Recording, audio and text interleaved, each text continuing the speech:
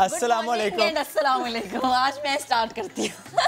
ठीक है जी। दरअसल हम प्रोग्राम स्टार्ट करने से पहले अपना इंट्रो करा देते हैं। जी मैं हूँ आपके साथ मोहम्मद शुएब, इन्हें तो आप सब जानते हैं, मिस महक असलम। हम इंट्रो स्टार्ट करने से पहले कहते हैं कि आज मैंने कहा मैं पाकिस्तानी अवाम को सलाम लेकिन मैंने कहा नहीं, मस्ती करते हैं थोड़ी सी।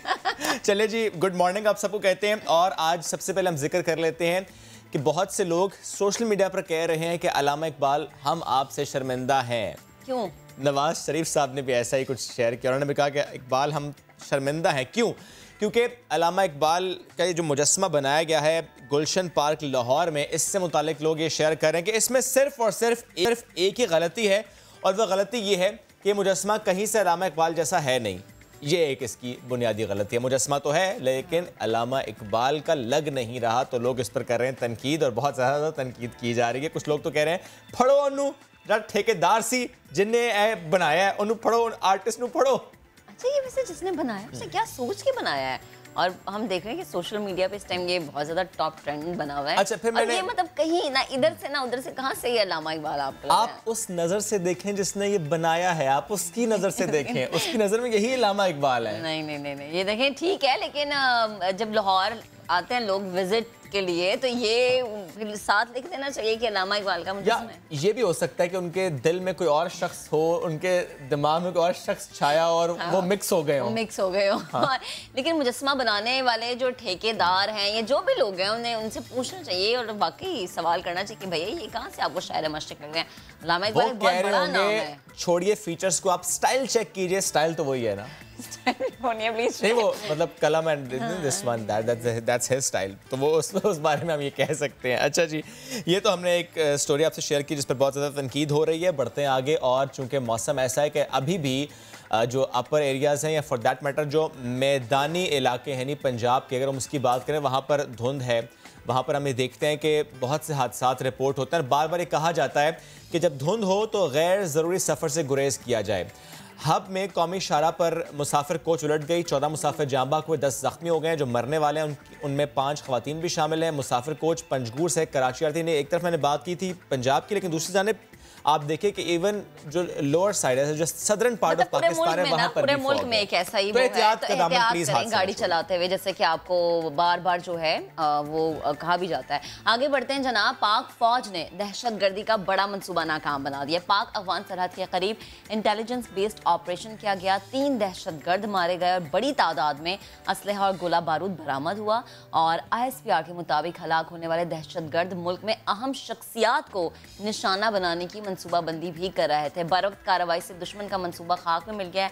हमारे जवान, हमारी पाक फौज हमा वक्त तैयार रहती है, और यही वजह कि हम ये कहते हैं कि पाक फौज जिंदाबाद, पाकिस्तान जिंदाबाद। बेशक जी। और एक और खबर हम आपसे शेयर करते हैं। वज़ीर-ए-आज़म इमरान खान, अगर आप सोच रहे हैं कि मैं गुफ्तगू करने वाला हूँ कि जो कल कॉल्स ली गई थी, तो बिल्कुल नहीं, वो कॉल्स वाला मामला तो हो गया। लोग अभी उस पर ज़्यादा डिस्कशन तो कर रहे हैं, बट मैं एक अहम मुलाकात की बात करता हूँ। इमरान खान साहब की army chief general Qamar Javed Bajwa से मुलाकात हुई, और ये 40 दिनों में चौथी मुलाकात है। जो अंदरूनी मामलात हों और जो बैरूनी खदशात हैं उस पर डिस्कशन हुई है। जो चैलेंजेस इस वक्त पाकिस्तान को दरपेश हैं उनसे कैसे निमटना है, इस पर डिस्कशन हुई है। इसके अलावा एक और ख़बर यह है कि वो महंगाई से जुड़ी है। वो ये है कि दूध की कीमतों में इजाफा हो सकता है। कट्ठे 20 रुपये का इजाफा जो है ना, ये कहा जा रहा है कि हो सकता है। 11 फरवरी से दूध की फ़ी लीटर कीमत 20 रुपये का इजाफा किया जाएगा। नहीं 120 रुपये अब मिल रहा है, 140 का हो जाएगा। इसके अलावा 2 रोज़ से एक और जो खबर है बहुत ज़्यादा वो गर्दिश करे, खबर तो ना कहूँ इसको, यूँ कहता हूँ कि वो कुछ इमेजेस हैं जो कि ICC ने भी शेयर किए हैं, ESPN ने भी शेयर किए हैं, बहुत सी और वेबसाइट्स हैं जिन्होंने शेयर किए हैं। यानी खूबसूरती की बात करें, पाकिस्तान की खूबसूरती और पाकिस्तान कितना खूबसूरत है, इस चीज़ का अंदाज़ा इस क्रिकेट ग्राउंड से लगाया जा सकता है जनाब। ऐसा ग्राउंड जहाँ पे आपको समंदर भी मिलेगा, पहाड़ भी और मैदान भी। ICC को गवादर स्टेडियम भाया तो सबको उन्होंने चैलेंज दे दिया। सोशल मीडिया पर भी ये तस्वीर खूब वायरल हो रही हैं और हर तरफ पाकिस्तान की खूबसूरती के चर्चे। बिल्कुल जी, बिल्कुल। ज़ाहिर है वो इस जगह पर है, स्टेडियम इतना खूबसूरत है कि पहाड़ों के दामन में वो स्टेडियम तो बड़ा खूबसूरत वो लग रहा है। बढ़ते हैं आगे। ताकत, महारत और दाव पेच का खेल। यौम कश्मीर पर पाक भारत मार्शल आर्ट खिलाड़ियों का बड़ा मुकाबला। पाकिस्तानी फाइटर अहमद और भारत के राहुल मद्दे मुकाबिल होंगे, तो देखते हैं जनाब ये टाकरा होता है कैसा। इसके अलावा अगर आपको चाहिए बड़े ज़बरदस्त किस्म के माल्टे और आपका कोई दोस्त रहता है स्वाद, तो आप उसे कह दीजिएगा आपको भेज दे। जिस तरह मेरा एक दोस्त मुझे वहाँ से भेज रहा है। तो फिर मतलब आप मेरे घर भेजेंगे? अच्छा, स्पेशली उसने मुझे कहा कि मैं आपके लिए 2 पेटियां भेजूंगा, एक अपने किसी दोस्त को दे दीजिएगा। मुझे मालूम था कि आप ले लेंगे। हमसायों का ज्यादा होता है। ठीक है जी, ठीक है। चलिए जी, ये तो मामला हो गया। आप तो छुट्टियों में जा रही हैं, तो चलिए फिर अगर वो लेट आया तो मेरी टीम को दे दूंगी। अच्छा, ठीक है जी, टीम से मोहब्बत है आपकी, क्या बात है, जबरदस्त। चले आगे बढ़ते हैं और आपको बताएं कि दुनिया भर के 64 ममालिक को 101 मिलियन वैक्सीन मिल चुकी है। कल पाकिस्तान भी वैक्सीन पहुंच गया। रोजाना की बुनियाद पर 4.25 मिलियन अफराद को वैक्सीन दी जा रही है और डेटा देखा जाए तो अमेरिका में रोजाना 1.34 मिलियन अफराद को शॉट्स दिए गए। यानी एक तरफ जबकि हमने लास्ट ईयर देखा कि रोजाना की बुनियाद पर हम कोविड के केसेस शेयर करते थे दुनिया भर के, और अब क्या हो रहा है, ब्लूमबर्ग ये डाटा मुरतब कर रहा है जिसमें बताया जाता है कि डेली बेसिस पर कितने वैक्सीन शॉट्स दे दिए गए हैं। कल तक 62 ममालिक थे और आज सुबह 64 ममालिक हो चुके हैं। अच्छा, इसमें भी पाकिस्तान ऐड नहीं हुआ, पाकिस्तान अभी इसमें ऐड होगा क्योंकि ज़ाहिर है वैक्सीन लोगों को मिली नहीं है, पहुंच गई है, मिली नहीं है। ये जो वैक्सीन पाकिस्तान में पहुंची है, साइनोफार्म कंपनी की वैक्सीन जिसकी पहली खेप पहुंची है, which was a gift from China, और इसके बाद इंशाल्लाह थोड़े ही दिनों में एस्ट्राजेनेका जो वैक्सीन है ऑक्सफोर्ड की, वो भी पाकिस्तान पहुंच जाएगी। और भी बहुत सी कंपनीज हैं जिससे पाकिस्तान को वैक्सीन मिलेंगे। ज़ाहिर है हम भी कोशिश कर रहे हैं कि जल्द से जल्द वैक्सीन पाकिस्तान पहुंचे और हमारे तमाम जो शहरी हैं उनको वैक्सीन लगाई जा सके। इसके अलावा जब बात हम वैक्सीनेशन की कर रहे हैं तो नॉट जस्ट कोविड-19, कुछ और मामलात भी हैं जिनको हम बड़े अच्छे से देख रहे हैं, और उसमें एक मामला है टाइफाइड का, जिसकी वैक्सीन की 2019 में पाकिस्तान में ड्राइव हुई थी इन सिंध। अब दोबारा से उसकी कोशिशें की जा रही हैं कि पाकिस्तान भर में जो है ये वैक्सीनेशन हो। इन 2 अहम मामलात पर आज हम बात करेंगे। मुआविन खुसूसी बराए सेहत डॉक्टर फैसल सुल्तान साहब ने हमें ज्वाइन किया, उनसे बात करें। डॉक्टर साहब, before I go to vaccine thing, थोड़ा सा मुझे बताइएगा टाइफाइड वैक्सीनेशन से मुताल्लिक क्या टारगेट सेट किया गया है? 2019 दिसंबर में हुई थी ये वैक्सीन इन सिंध और अब दोबारा से हम इस वैक्सीनेशन की तरफ जा रहे हैं। थोड़ा शेयर कर पाएं सर, अगर आपके क्या प्लान है? इरादा ये है कि छोटे बच्चों से लेकर तकरीबन 15 साल की उम्र के बच्चे जो हैं, ख़ास तौर पर बड़े शहरों में, उनको ये वैक्सीन लगाई जाए। ये एक नई तरह की वैक्सीन है, कॉन्जुगेट वैक्सीन कहलाती है टाइफाइड के लिए, और ये इफ़ेक्टिव तस्वर होती है, और इसलिए इसका इस्तेमाल किया जा रहा है कि पाकिस्तान में टाइफाइड के काफ़ी केसेस होते हैं, हमेशा से ही थे, लेकिन पिछले कुछ सालों में हमने एक ट्रेंड देखा कि इसमें टाइफाइड के जरासीम में रेजिस्टेंस आ रही थी, तो इसलिए इसकी वैक्सीनेशन हम समझते हैं कि एक बहुत अहम चीज़ है और ये मुहिम इंशाल्लाह सक्सेसफुल। सर एक बात बताइएगा, अगर मैं गलत हूँ तो तस्हीह कर दीजिएगा। जब ये वैक्सीनेशन ड्राइव हुई थी 2019 में, उस वक्त कहा गया था कि 2 शॉट्स लगने हैं, पहला शॉट लगेगा और फिर कुछ वक्त के बाद दूसरा शॉट लगेगा, कि फर्स्ट टाइम जब वैक्सीनेशन होती है टाइफाइड की तो 2 शॉट्स लगते हैं। एक शॉट लगा, फिर कोविड आ गया, वो शॉट नहीं लगा दूसरा। इस पर बताइएगा क्या होगा फिर अब? इसमें जी कई दफ़ा ये कुछ कैचअप और रेस्टिट्यूशन प्लान्स होते हैं, थोड़ा वो टेक्निकली कॉम्प्लेक्स हो जाते हैं। अच्छा। लेकिन मेन बात ये है कि इफेक्टिव वैक्सीनेशन के लिए जो उसकी डिज़ायर्ड डोजेज़ हैं वो ज़रूरी होती हैं। कई दफ़ा एक पार्शियल इम्यूनिटी ज़रूर एक डोज से या कम डोजेज़ से भी आ जाती है, लेकिन जाहिर है ये कोविड एक स्पेशल सिचुएशन थी। अब इसके अराउंड कुछ वर्क अराउंड हमें करना पड़ेगा, लेकिन बहरहाल ये फिर भी अहम और ज़रूरी चीज़ है। ये अगर पार्शल भी हो तो एक तरफ चल पड़े, फिर इसका अपना रिदम और मोमेंटम बन जाएगा और इंशाल्लाह टाइफाइड को कम करने में काफ़ी मदद करेगा। बिल्कुल, और ज़ाहिर है सर ये बहुत अच्छी बात थी कि पाकिस्तान वो आई गेस वाहिद मुल्क था जहाँ फ्री ऑफ कॉस्ट टाइफाइड की वैक्सीन जो है वो 2019 में दी गई थी। दोबारा से अब इसकी मुहिम का आगाज़ हो रहा है, बहुत अच्छी बात है सर। ये तो टाइफाइड से मुतालिक गुफ्तगू थी। Sir coming to the main thing which is कोविड-19 की वैक्सीन, कल बहुत अच्छा दिन था कि वैक्सीन की खेप पाकिस्तान पहुंची जो कि चाइनीज़ गिफ्ट था। सर मैंने कल भी ये सवाल किया, आज भी करता हूँ सवाल, क्या ये शेयर किया जा सकता है कि पहला पाकिस्तानी कौन है जिसको ये वैक्सीन लगने वाली है? मुझे तो खुद नहीं पता जो पहला पाकिस्तानी कौन है, लेकिन ये बता सकता हूँ कि पहला पाकिस्तानी जो है वो हेल्थ केयर वर्कर होगा या होगी। ठीक है, कोई शक नहीं। ठीक तो है, इंशाल्लाह देखेंगे आप अगले चंद। ठीक है डॉक्टर साहब, जैसे कि हम बात भी करें कि साइनोफार्म पाकिस्तान को बतौर तोहफा दी गई है, तो सवाल फिर ये भी उठ रहा है कि पाकिस्तान ने अब तक खुद ऑर्डर्स क्यों नहीं बुक करवाए? बड़ी सादी सी बात है जी, हमें ऑर्डर्स बुक कराने में भी कोई आर नहीं, लेकिन जब हमें अपनी वैक्सीन सप्लाई एक मुख्तलिफ तरीके से मिल रही है, जैसे कोवैक्स है, या अभी तो खैर ये बिल्कुल ही गिफ्ट के तौर पे आई है, तो उसको इस्तेमाल करना ज़रूरी है, बजाय इसके कि हम नेसेसरीली किसी एक फॉल्स प्राइड में पड़ें कि नहीं जी हमने ज़रूर पैसे खर्च के ही लेनी है। जब हमें मिल रही है तो ठीक है, लेकिन हम पैसे खर्चने को तैयार भी हैं। हुकूमत ने $150 मिलियन जो हैं वो मुख्तस किए हुए हैं। तो जहां कहीं गैप आएगा हम समझेंगे कि कोवैक्स या किसी और जरिए के जरिए जो है कुछ गैप आ रहा है, ये रुकावट है, तो हमें खरीदने में भी कोई मसला नहीं। सर यानी इस बात से मैं ये समझूं कि अभी हुकूमत रिलैक्स है, वो सोच ये रही है कि जो गिफ्ट से आ गई और जो कोवैक्स से आ गई है that's enough for now. Enough for now, लेकिन we actually already are engaged in, हम बाकी जो मुख्तलिफ कंपनीज हैं उनके साथ इस गुफ्तगू में ऑलरेडी एंगेज्ड हैं कि जब हमें ऑर्डर प्लेस करना पड़े तो हमें कितना और किस टाइम फ्रेम में चाहिए होगा। तो ये सारी गुफ्तगू इन पैरेलल चल रही है। असल में ये एक डायरेक्शन तो नहीं है ना, मुख्तलिफ वैक्सीन हैं, 3-4 मुख्तलिफ मैन्युफैक्चरर्स हैं, 2-3 मुख्तलिफ ज़राए हैं। तो ज़ाहिर है ये देखना है कि सबसे एफिशिएंट और इफेक्टिव और अर्ली तरीका कौन सा है और सबसे कम खर्च भी हो। सर लेकिन एक बात और बता दें, अभी कुछ देर पहले हमने शेयर किया कि इस वक्त 64 ममालिक में वैक्सीनेशन ड्राइव हो रही है। अगर मैं सिर्फ एक मुल्क की एग्जांपल कोट कर दूं, सर यूएई ने तकरीबन हाफ जो पॉपुलेशन उसको वैक्सीनेट कर दी है। सर टारगेट सेट किया था उन्होंने मार्च का, वो टारगेट के करीब है। सर पाकिस्तान ने को टारगेट सेट किया है कि 2021 में कितनी पॉपुलेशन को वैक्सीनेशन करवानी है? देखिए यूएई और पाकिस्तान के साइज़ और स्कोप और उनकी जो स्ट्रक्चर है उसका कोई कंपैरिजन नहीं है। हम 200 मिलियन से ज़्यादा लोगों का मुल्क है और बहुत बड़ी जगराफिया है और बहुत वेरीड किस्म की हमारी सर बिल्कुल डायनामिक्स मुख्तलिफ कस्बे और टारगेट सेट तो किया जाता है सर। अच्छा अब इसमें जी मैं वही आपको बताने लगा था कि देखिए हमारी जो बेसिक टारगेट होता है वो ये है कि हमने अडल्ट पॉपुलेशन को लगाना है जो तकरीबन 100 मिलियन लोग हैं, और लेकिन सबको कवर करना लार्ज मुल्कों में नामुमकिन होता है। तो अगर आप तकरीबन 70% लोगों को कवर कर दें तो वो काफ़ी होता है। लेकिन उसमें भी जब इतना बड़ा मुल्क हो तो वो ये 70% वाली भी जो बात है ये कई दफ़ा ज़्यादा एम्बिशियस होती है। तो मैं समझता हूँ कि मिलियंस ऑफ डोजेस 40-50 मिलियन लोग अगर कवर हो जाएं अगले एक साल में तो वो एक मुनासिब एम होगा। ठीक। अच्छा डॉक्टर साहब, जैसे कि आप ऑर्डर बुक करवाने की बात हम पहले भी कर रहे थे, सिंध हुकूमत की अगर हम बात कर लें तो सिंध हुकूमत ने भी साइनोफार्म के ऑर्डर बुक करवाए हैं, लेकिन मसला ये कि उन्हें विफाक से लेटर की ज़रूरत है। क्या उनका लेटर आप लोगों के पास रुका हुआ है या दरमियान में कोई इशू है? इसमें जी अननेसेसरी कन्फ्यूजन है। देखिए एक पहली बात तो ये है कि इस वक्त 2-3 चीज़ें समझ लीजिए। इस वक्त दुनिया भर में एक शॉर्टेज है वैक्सीन की। नेचुरली मांगने वाले बहुत हैं और सप्लाई लिमिटेड है। ऐसी सूरत हाल में अगर आप किसी ग्लोबल सप्लायर के पास, किसी मुल्क के पास, किसी बड़ी कंपनी के पास जाएंगे तो ज़्यादा लाइकली ये है कि जो नेशनल या सॉवरन एंटिटीज़ हैं, फेडरल एंटिटीज़ हैं, मुल्क हैं, उनके साथ वो बराह रास्त राब्ते में होंगे। कम चांस है कि सब नेशनल या प्रोविंशियल एंटिटीज़ को वो सप्लाई करें।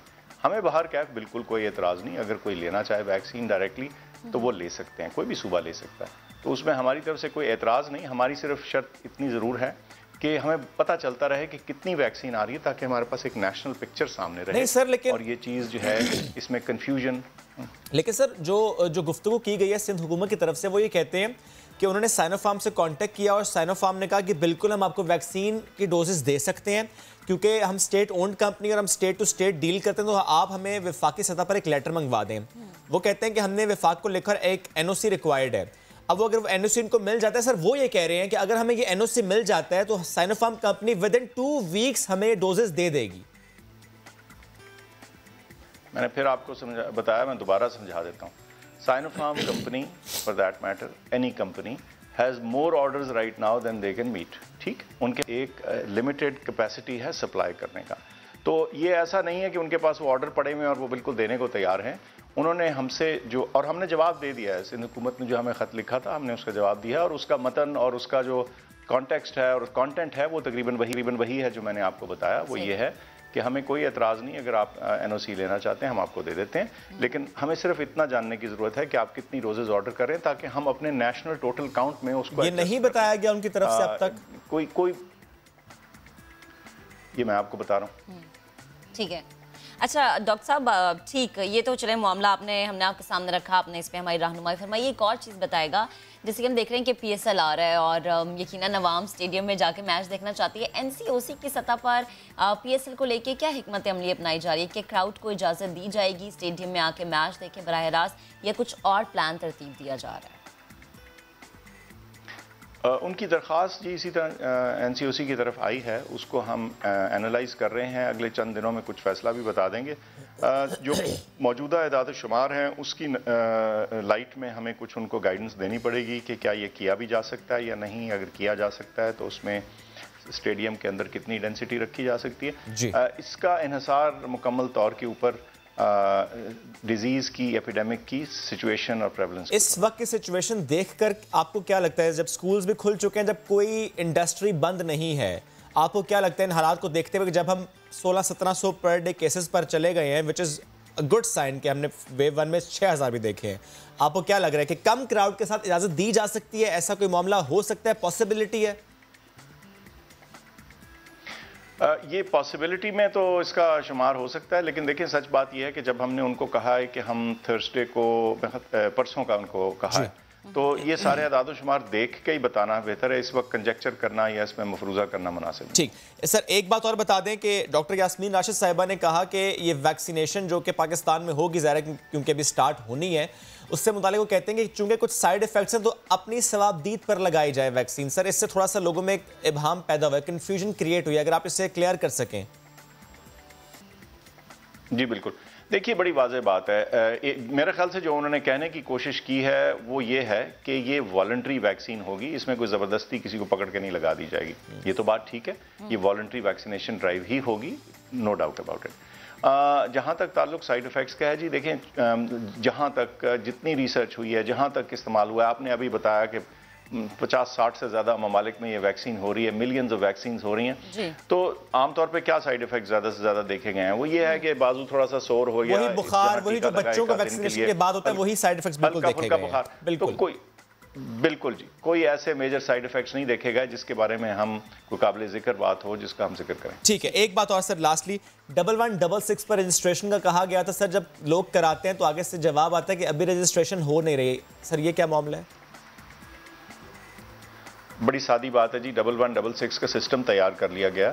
वो हुआ ये कि किसी एक मीडिया सोर्स से वो ऐसे प्रोजेक्ट हुआ एज इफ कि वो एक्टिव या लाइव कर दिया गया। वो भी लाइव नहीं किया गया। उसकी वजह जब ये वैक्सीन अवेलेबल हो जाएगी जनरल पब्लिक के लिए तो उस वक्त उसको लाइव कर देंगे। सिस्टम बना हुआ है, ऐसे ही है जैसे डिस्क्राइब किया गया। जब तक वैक्सीन की डोजेस पाकिस्तान नहीं पहुंच जाती, जब तक उन सेंटर्स में नहीं पहुंच जाती जहां से लगनी, तब तक इसको एक्टिव नहीं किया जाएगा पब्लिक के लिए। हेल्थ केयर वर्कर्स के तो आ गई है ना जी, उसका वो तो हो चुका है, वो तरीके तो वैसे ही उनको लगना शुरू हो जाएंगी। ठीक है, thank you very much doctor Faisal Sultan साहब साथ मौजूद, और कोविड-19 की जो वैक्सीनेशन पाकिस्तान में होनी है उससे मुतालिक हमसे डिटेल्स शेयर कर रहे थे। अब जरा बढ़ते हैं आगे, तो क्यों ना लगाएं चक्कर दुनिया भर का, दुनिया भर का चक्कर। वैसे तो चक्कर बहुत आते हैं, ये चक्कर लोग देते ही हैं, दुनिया भर का चक्कर दें तो वापस तो आते हैं। वापस तो आते हैं। ऑस्ट्रेलिया में घर के कमरे में मौजूद सैकड़ों मकड़ियां ड्रोन फिल्म का मंजर पेश करने लगी। सोशल मीडिया पर मकड़ियों की तस्वीर और वीडियो सामने आई है जिसमें कमरे की छत और दीवारों पर मकड़ियां ही मकड़ियां मौजूद हैं। मकीन ने वीडियो अपने सोशल मीडिया पर शेयर की है जिसे देखकर ऐसा लग रहा है कि जैसे ये किसी ड्रोनी सी फिल्म का मंजर है। वैसे आपको मकड़ियों से डर लगता है? बिल्कुल भी नहीं। मुझे तो लगता है अक्सर ऐसा खौफ आता है, और इतनी सारी मकड़ियों को देखे तो वैसे ही खौफ आता है। तो आप उन्हें क्या कहें, मकड़ियों वापस चली जाओ। ये काम आप कर सकते हैं। अच्छा, अगली खबर देते हैं जी, हम आपको दिखाते हैं 110 साल खातून जिनकी गायकी की दुनिया भर में धूम इस वक्त मची हुई है। एमी हॉकिंस, इन्होंने अपनी 110वीं सालगिरह पर पहली आलमी जंग कुल तरीन गीत it's a long way to the, बड़ा मुश्किल लफ्ज है ये, इट्स अ लॉन्ग वे, ये गुनगुनाया जी उन्होंने। ये कोई बात नहीं, हम बाद में तसल्ली से बैठ के गूगल कर लेंगे। अच्छा जी, उनकी 14 साल पर पोती हैं ये साशा, जिन्होंने इसको रिकॉर्ड किया और इसे टिकटॉक पर शेयर कर दिया, जिसे अब तक 1 लाख अफराद देख चुके हैं। और माशाल्लाह लन को कितनी लंबी उम्र दी है, इसी तरह से ये जो है वो जिंदा रहे, अल्लाह पाक इन पे अपनी रहमत का साया रखे। चलिए जी आगे बढ़ते हैं। बरतानिया में एक 4 साल बच्ची ने साहिल किनारे, 4 साल बच्ची, अब इसका कारनामा आपने देखना है कि साहिल किनारे डायनासोर के कदमों के निशानात उसे ढूंढ निकाले हैं, जिसकी तस्दीक खुद कौमी म्यूजियम ने भी की है। 4 साल लिली अपने वालिदैन के साथ साहिली इलाके में चहलकदमी कर रही थी कि वहाँ एक अजीबो गरीब मकाम पर उनकी नज़र पड़ी और वो डायनासोर के नक्शे पा बरामद हुए।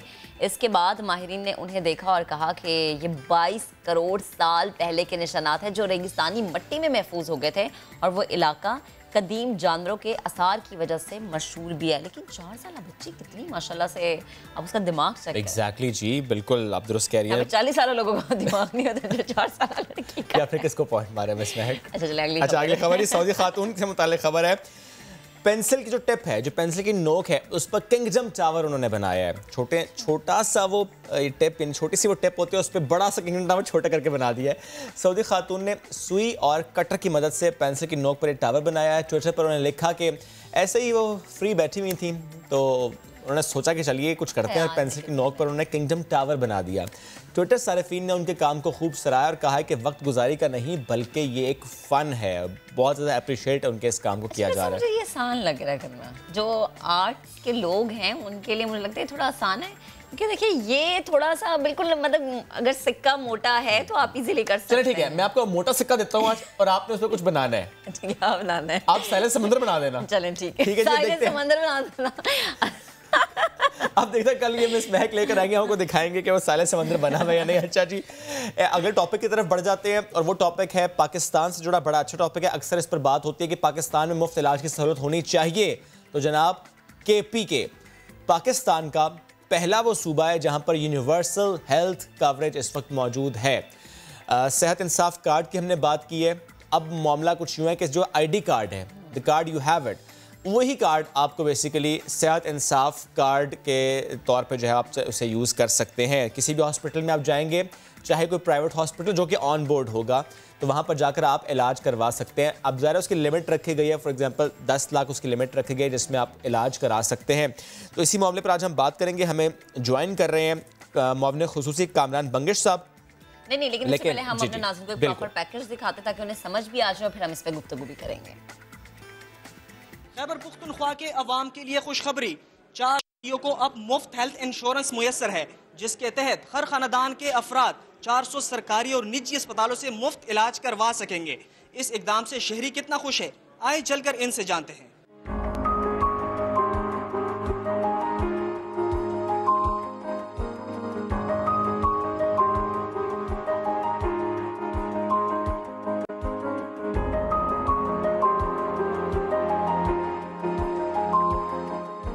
हम पिछले 3 साल से घूमते रहे, कभी कराची जना अस्पताल जाते, कभी इस्लामाबाद जाते, लेकिन चूंकि हमारे पास रकम नहीं हुआ करता था इसलिए हम वापस आ जाते। 1 जनवरी को हम इधर आए थे, सेहत इंसाफ कार्ड से बाईपास किया और माशाल्लाह कामयाब है। आज 15 दिन बाद हम फिर आए चेकअप के लिए। और ये हुकूमत पाकिस्तान का एक अच्छा इकदाम इसलिए है कि यहाँ प्राइवेट तौर पे 8 लाख या 10 लाख रुपए लगते हैं, जबकि गरीब लोग हैं, हमारे पास इतना रकम कहाँ होता है। तो ये जो सेहत इंसाफ कार्ड का जो प्रोग्राम है ये बहुत बेहतरीन इकदाम है गरीब लोगों के लिए, ख़ासकर उन लोगों के लिए जिनका इलाज का वो नहीं चलता, तरीका नहीं बनता, तो उन लोगों के लिए ये बेहतरीन ज़रिया है।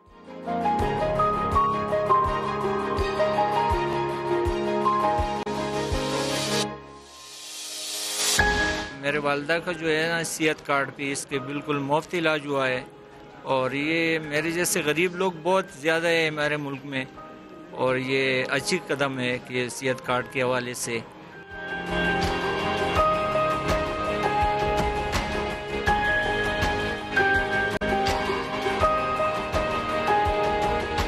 सेहत इंसाफ कार्ड मौजूदा हुकूमत की एक इनकलाबी इक़दाम है। इससे गरीब आवाम को सेहत की मुफ्त सहूलियात फराहम हो रही है।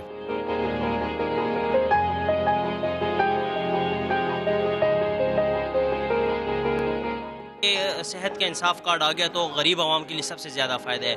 अगर हार्ट की सर्जरी होती है या कोई भी इलाज होता है तो सेहत कार्ड से हो सकती है।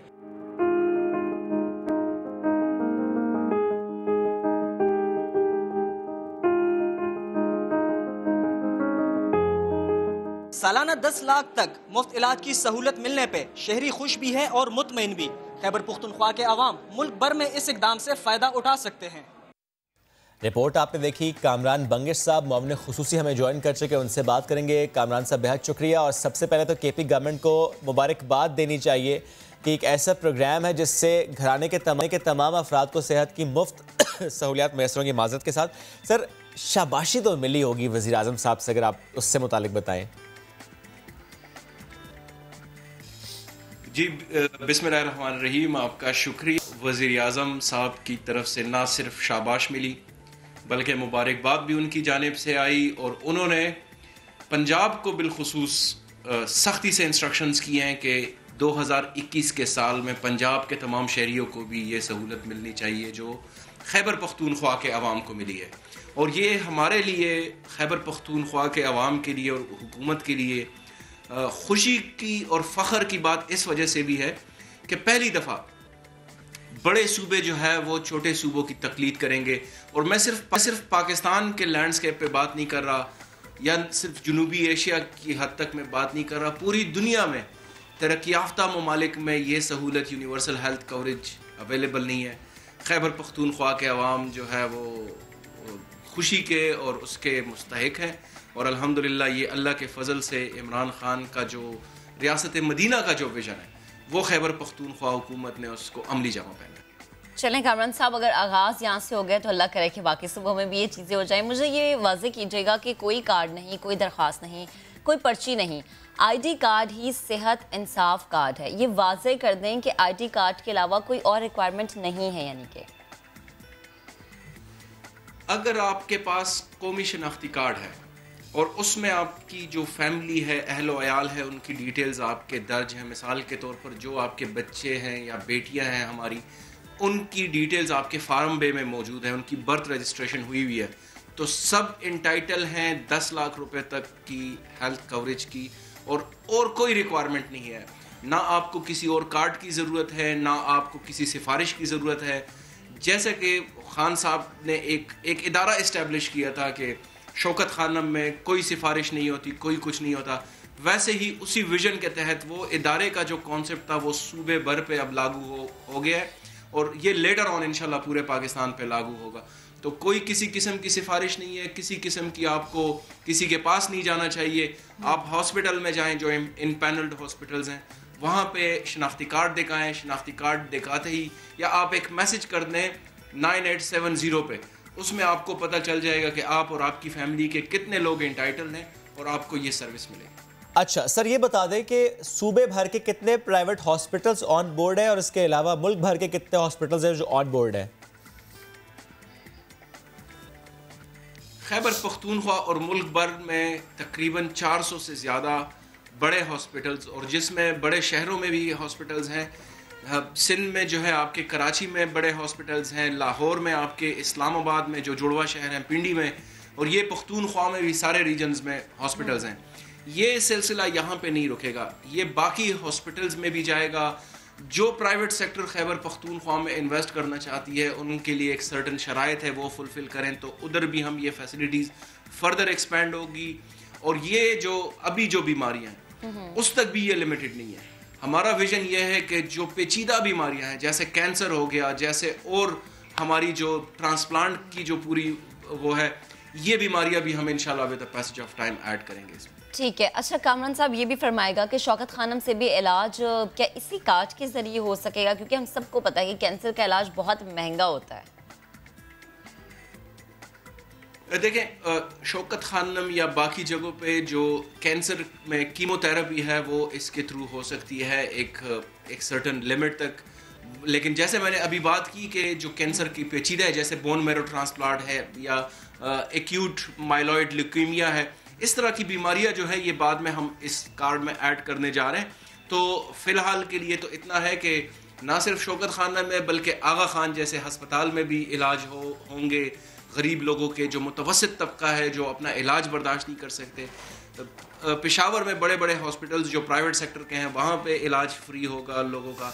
ये इसलिए ज़रूरी है जी, देखें कि जो गरीब बंदा होता है उसके लिए सबसे बड़ी मुश्किल उसके ऊपर तब आती है जब उसको एक ऐसी बीमारी लाहक हो जाए खुदा न खास्ता जो वो अफोर्ड ना कर सके।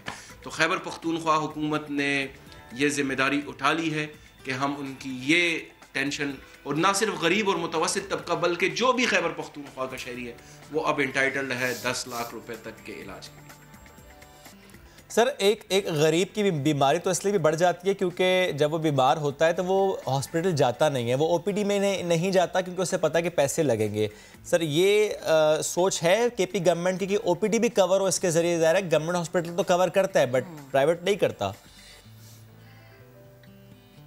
देखें, ये जो सेहत कार्ड का पूरा जो रिजीम है, ये पूरी दुनिया में मैं आपको बताऊं कि जहां पे इवन प्राइवेट इंश्योरेंस कंपनीज भी जो है वो नहीं करती, आउट पेशेंट्स को डील नहीं करती। उसमें मुख्तलिफ किस्म की कॉम्प्लिकेशंस आती हैं, बड़ी मुश्किलात होती हैं उनको ट्रैक करना, और फिर उनके जो बाकी मसाइल हैं मेडिकली भी ये पॉसिबल नहीं है कि आउट पेशेंट्स को जो है वो एंटरटेन किया जाए। जो इंश्योरेंस कवरेज है वो सिर्फ इन पेशेंट्स के लिए है। तो इन पेशेंट्स के अलावा जो आउट पेशेंट है वो यूजुअली पाकिस्तान में, मैं अगर आपको ओपीडी की पर्ची की बात करूं तो ओपीडी पर्ची सिर्फ 10 रुपए की है, अगर आप इवन बड़े बड़े हॉस्पिटल्स में भी जाएं तो वो ऑलरेडी सस्ती है। लेकिन इसको हेल्थ कवरेज के साथ, क्योंकि इंश्योरेंस कंपनी इसके बीच में इन्वॉल्व है, तो वो इतनी कॉम्प्लिकेशंस आती हैं कि फिर उसको कवर करना मुश्किल है। तो फिलहाल के लिए इन पेशेंट्स हैं, इन पेशेंट्स के लिए ये फैसिलिटी अवेलेबल है। बाद में लेटर ऑन जो है इसको हम, जैसे मैंने कहा, और कॉम्प्लेक्स बीमारियां और जो तो बाकी जो सिस्टम है उसके साथ कनेक्ट कर रहे हैं, और ये आउट पेशेंट के बारे में भी सोचा जा सकता है। ठीक है, चलें सर, ये तो ओपीडी की बात होगी। ज़रा डायग्नोस्टिक टेस्ट जो है उनके हवाले से आप मुझे बता दें, क्या वो भी इसमें शामिल होंगे? जी जी बिल्कुल, ये डायग्नोस्टिक टेस्ट भी इसमें शामिल है, जो क्लिनिकल ट्रायल्स हैं वो भी इसमें शामिल हैं, जो डायबिटीज़ या हार्ट पेशेंट्स है, इवन हार्ट सर्जरी भी इसमें, बाईपास जो है वो शामिल है। ये एक पूरी लिस्ट है जिसमें 10 लाख रुपए तक हर फैमिली अवेल कर सकती है प्राइमरी, सेकेंडरी और टर्शरी हेल्थ केयर में। तो डायग्नोस्टिक्स भी इसमें शामिल है। सही। अच्छा सर, चूंकि लिमिट है 10 लाख रुपए, तो मिसाल के तौर पर 5 अफराद का घराना है, लेट्स सपोज घर के एक फ़र्द को हार्ट अटैक हो जाता है और डॉक्टर्स ये बताते हैं, हॉस्पिटल ये बताता है कि खर्च आएगा 5 लाख रुपए, तो क्या वो इलाज करा सकेगा? क्योंकि ज़ाहिर है 5 उसके फैमिली मेंबर्स हैं, दैट मीन्स 2-2 लाख की लिमिट सबके पर डिवाइड हो जाती है। या ये होगा कि वो रजामंदी जाहिर करेंगे सारे फैमिली मेंबर्स कि ठीक है भाई, हमारा हिस्सा इनको लगा दें, हमारे इस फैमिली मेंबर को लगा दें। और अगर ऐसा है सर, क्या इससे कोई मसाइल तो नहीं होंगे? नहीं जी, बिल्कुल इससे मसाइल पैदा नहीं होंगे। ये अगर जैसे आपने कहा 5 लोगों की जो फैमिली है उसमें ये एक फैमिली कंसिडर हो रही है, यानी एक शोहर, एक बीवी और उनके 3 बच्चे, और वो 3 बच्चे भी वो कि जो मैरिड नहीं है। जो मैरिड होंगे तो फिर उनकी अलग फैमिली कंसिडर होगी। यानी ये पूरा घराने को हम कवर नहीं कर रहे, सिर्फ उस फैमिली को कवर करें जो शनाख्ती कार्ड के ऊपर एक फैमिली नंबर है। तो उसमें कोई कॉम्प्लिकेशन नहीं है। अगर फैमिली के एक फ़र्द के ऊपर 5 लाख रुपए तक का खर्चा आता है तो बाकी फैमिली मेंबर से भी परमिशन की ज़रूरत नहीं है, क्योंकि फैमिली का सरबराह जो है, वो जो फैमिली नंबर में जो सरबराह है वो ही इंटाइटल्ड है, उसके साथ जो है बाकी और लोग भी हैं। तो मेरे ख्याल से इसमें कोई कॉम्प्लिकेशन नहीं होगी। इसके ऊपर थ्रेडबेयर डिस्कशन हमारी हुई है, इसके ऊपर ठीक ठाक वर्क हुआ है और ग्लोबल स्टैंडर्ड्स को सामने रखा गया है, मद्देनज़र रखा गया है, तो इस तरह की कोई मुश्किलात नहीं होगी। ठीक, कामरान बंगर साहब, बेहद शुक्रिया। आप गुफ्तगू कर रहे थे, अब ज़रा आपको सियासी नाश्ता कराते। सुबह का वक्त है तो नाश्ते का मौका के सियासत से जान दे, लेकिन नाश्ता ये सियासी पराठों वाला नाश्ता नहीं है। सियासी मैदान में भरपूर हलचल मची हुई है और सबसे ज़्यादा बात तो ये हो रही है कि डेडलाइन ख़त्म हो गई और वज़ीर आज़म का इस्तीफ़ा अभी तक नहीं आया है। अब जब ये बातें शुरू हुई हैं तो पीडीएम को फेस सेविंग के लिए कुछ ना कुछ चाहिए ज़रूर था, और ऐसी सूरत हाल में हमने देखा कि बिलावल भुट्टो जरदारी ने ट्वीट की कुछ रोज़ पहले। उन्होंने कहा कि हुकूमत ने बाइज़्ज़त तरीके से घर जाने का मौका गंवा दिया है, और इसी तनाजुर में मरियम औरंगज़ेब ने भी एक बयान दिया और उन्होंने कहा कि वज़ीर आज़म को अपनी रुखसती का अब टीवी से पता चलेगा, क्योंकि वज़ीर आज़म को या तो टीवी बताता है या उनकी बेगम बताती हैं कि वो वज़ीर आज़म है। इसके अलावा पीपल्स पार्टी के साबिक डिप्टी स्पीकर कौमी असम्बली फैसल करीम कुंडी ने PTI के 25 अरकान को साथ मिलाने का इंकशाफ भी किया है। दूसरी जानिब फवाद चौधरी कह रहे हैं कि बिलावल और मरियम मिलकर हुकूमत के लिए बद्दुआओं की मुहिम चलाएं, तभी शायद ये मुमकिन हो सके कि PTI गवर्नमेंट घर चली जाए। उसके अलावा तो 5 साल पूरे करके ही PTI गवर्नमेंट घर जाएगी। इसी पर बात करने के लिए उस्मान सईद बसरा, रहनुमा तहरीक इंसाफ, और इसके साथ ही साथ अदनान आदिल साहब भी हमें ज्वाइन कर चुके हैं। आई थिंक सबसे पहले अदनान साहब से बात कर लेते हैं। अदनान साहब ठीक है, उस्मान बसरा साहब भी हमारे साथ मौजूद है। उस्मान साहब, आपकी तरफ पहले आ जाती, मुझे ये बताएगा कि जैसे कि दावा किया गया कि PTI के 25 अरकान, ये बहुत बड़ी तादाद बता दी है फैसल करीम कुंडी साहब ने, कुछ वाकई ऐसी हलचल हुई है कि 25 अरकान हैं जो तहरीक इंसाफ को गुड बाय कहने वाले हैं? बिस्मिल्लाहिर्रहमानिर्रहीम। अच्छा किया आपने जो नाश्ते का एहतमाम किया और मेरे लिए ये चटपटी ख़बर आपने कहीं से लेके आए हैं। तो मेरे ख़्याल में हम तो जिस दिन से ये तहरीक पाकिस्तान डिस्टेबलाइजिंग मूवमेंट के नाम से बनी है, देखिए उस दिन से हमारी हुकूमत, हमारे लोग सब हम शद्दोमत के साथ कह रहे हैं कि इस अपोजिशन के पास सिरे से कोई बयानियाँ नहीं है। अब देखिए आर पार कर देंगे, हुकूमत को घर भेज देंगे 31 जनवरी को, और फिर तहबाला कर देंगे पाकिस्तान सारा, और फिर एक नया ये कर दें। इस सब का अंजाम क्या हुआ? इसका अंजाम अब वो गिदड़ भपकियाँ और वो टूटे हुए ख्वाब और जल चुके अरमान हैं जिसका भी आपने जिक्र किया। मैं 25 अरकान अगर PTI के आपके साथ हैं, खाकम बदन अगर आपके साथ हैं, तो आपको देर किस बात की है भाई? आप तो एक सादा कागज़ के ऊपर, देखिए इसके लिए कोई टेक्निकल चीज़ नहीं, सादा कागज़ के ऊपर लिख के ना यहाँ पे कि हम एक तरीके अदम-ए-एतमाद लेके आ रहे हैं, इसको जाके स्पीकर को जमा करवाएं और अगले दिन आप अपनी हुकूमत का मनसब संभाल लें। देखिए मसला ये है कि क्योंकि अंडर 19 के ये जो बच्चे हैं, दोनों पार्टी के सरबराहान जो अभी बन गए हैं, एक अपने बाप की टेलीफोन के ऊपर नसीहत उसने की है, वो बन गई हैं, एक अपनी माँ की वसीयत के ऊपर बन गए हैं। इन दोनों की पाकिस्तान की सियासत में कोई कंट्रीब्यूशन नहीं सिरे से। और दूसरी तरफ अल्हम्दुलिल्लाह एक ऐसा कप्तान खड़ा हुआ है सियासत का जिसका नाम इमरान खान है, जिसने 24 साल इस पाकिस्तान की सियासत के कारजार के अंदर बाकायदा प्रैक्टिकल इनपुट से मेहनत की है। असल में इन बच्चों को समझ नहीं आ रही कि ये करें तो करें क्या। 5 साल के लिए हुकूमत का मैंडेट था, अल्हम्दुलिल्लाह हम वोट की ताकत से आए हैं। अब ये बच्चे जो हैं अंडर 19 के जो दोनों बच्चे हैं, अब इनकी सियासी बलूगत की अभी उम्र ही नहीं हुई, और वो ये ज़ाहिर इससे हो रहा है।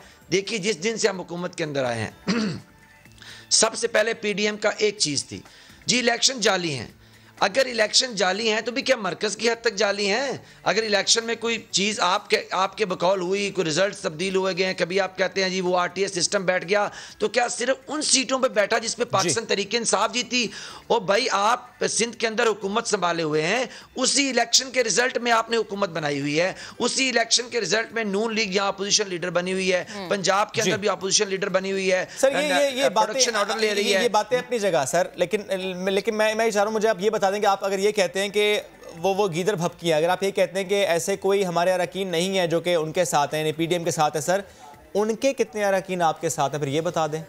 मुलाकातें तो आप लोगों की भी हो रही हैं। अच्छा, ये असल में तो सवाल है ये, उसकी वजह यह है कि मैं आपको ये पूरे वसूख से बता रहा हूँ कि जो वज़ीर आला हैं हमारे उस्मान बुज़दार, उनसे अभी तक कमो बेश 20 के करीब मुस्लिम लीग नून के MPs मिल चुके हैं और उनको अपनी तायीद जो है वो बता चुके हैं कि इंशाल्लाह कोई भी ऐसा वक्त जो तरीके अदम-ए-एतमाद की सूरत में आए हम आपके साथ खड़े हैं।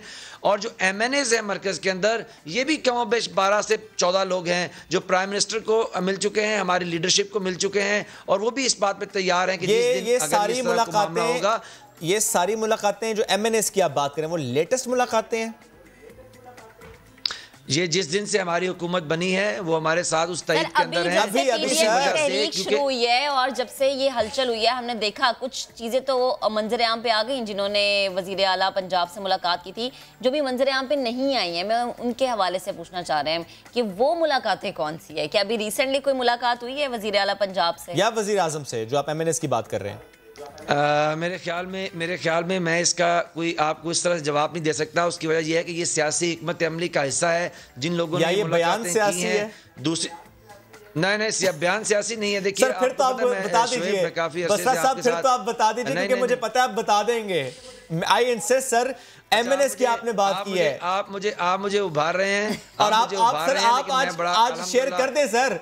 सर आई रिक्वेस्ट, नाश्ते की टेबल है ना, नाश्ते की टेबल पे तो बातें होती हैं। सर MNAs का बताएं, इमरान खान साहब से जिन MNAs की अब मुलाकात हुई है, देखिए वो मैं आपको ये नंबर्स बता दिए हैं, 12 से 14 के दरमियान लोग हैं जो प्राइम मिनिस्टर से मिल चुके हैं। ये सेनेट इंतखाबात के तनाजुर की मुलाकातों की बात कर रहे हैं आप?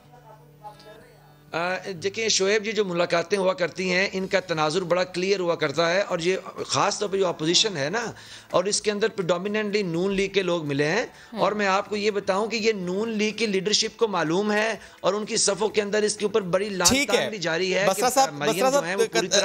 एक लम्हा तवक्कुफ कीजिएगा अदनान साहब, आपने गुफ्तगू सुनी, चलिए वो जो मुलाकातें वज़ीर आला पंजाब साहब से हो रही हैं वो तो हम शेयर करते हैं। ये जो बात इन्होंने कर दी है MNAs की मुलाकातें, 12 MNAs की मुलाकातें वज़ीर आज़म साहब के साथ, सर ये तो वाकई फिर हलचल है। तो ये तो हॉर्स ट्रेडिंग है और ये कोई अच्छी बात नहीं है कि आप दूसरी पार्टी में तफरीक पैदा करें। और अगर जो उसका लॉ है पाकिस्तान का डिफेक्शन का, कि कोई भी किसी भी पार्टी का मेंबर जब भी वोट ऑफ कॉन्फिडेंस हो अपनी पार्टी के अलावा वोट नहीं डाल सकता। अगर डालेगा तो वो नाअहल हो जाएगा, उसकी पार्टी जो है उसको नाअहल करार दे सकती है, करार दिलवा सकती है। अलबत्ता कानून साजी में वो हुकूमत के साथ जा सकता है, उस पर कोई डिफेक्शन की क्लॉज जो है लागू नहीं होगी। ये होता ये है कि MNAs हर हुकूमत में, जब भी हुकूमत किसी की भी हो, वो अपने इलाके के तरक्याती कामों के लिए, अपनी तरक्याती स्कीमों के लिए वो हुकूमत से ताउन करते हैं सीक्रेटली। वो जाते हैं प्राइम मिनिस्टर के पास या वज़रा के पास और उनसे रिक्वेस्ट करते हैं कि मुख्तलिफ मौक़ों पे हम आपसे ताउन करेंगे, आप भी हमारे इलाके के लिए ये एक स्कीम सड़क है ये बनवा दें। ये जो हमारा जाहिर है अदनान साहब, ये जो 50 करोड़ रुपए देने की बात हुई है, फिर इसको मैं क्या समझूं? देखिए 50 करोड़ रुपए उनकी जेब में नहीं जाएंगे। 50 करोड़ रुपए का मतलब ये होता है कि वो 50 करोड़ रुपए मालियत की स्कीमें, तरक्याती स्कीमें हुकूमत को जमा करवाएंगे और उनके ऊपर तरजीही बुनियादों के ऊपर एग्जीक्यूट किया जाएगा, उन पर अमल किया जाएगा, उन्हें मुकम्मल किया जाएगा। क्योंकि एक MNA, एक MPA जो वहाँ से वोट लेकर आया है, उसका ये हक़ बनता है कि अपने हलके के मसाइल को वो ज़्यादा बेहतर समझता है, तरजीहात ज़्यादा बेहतर मुतय्यन कर सकता है। तो वह हुकूमत को कहे कि देखें जनाब, हमारे यहाँ तो ये पूरी सड़क ही टूटी हुई है, पीने के पानी का मसला बना हुआ है।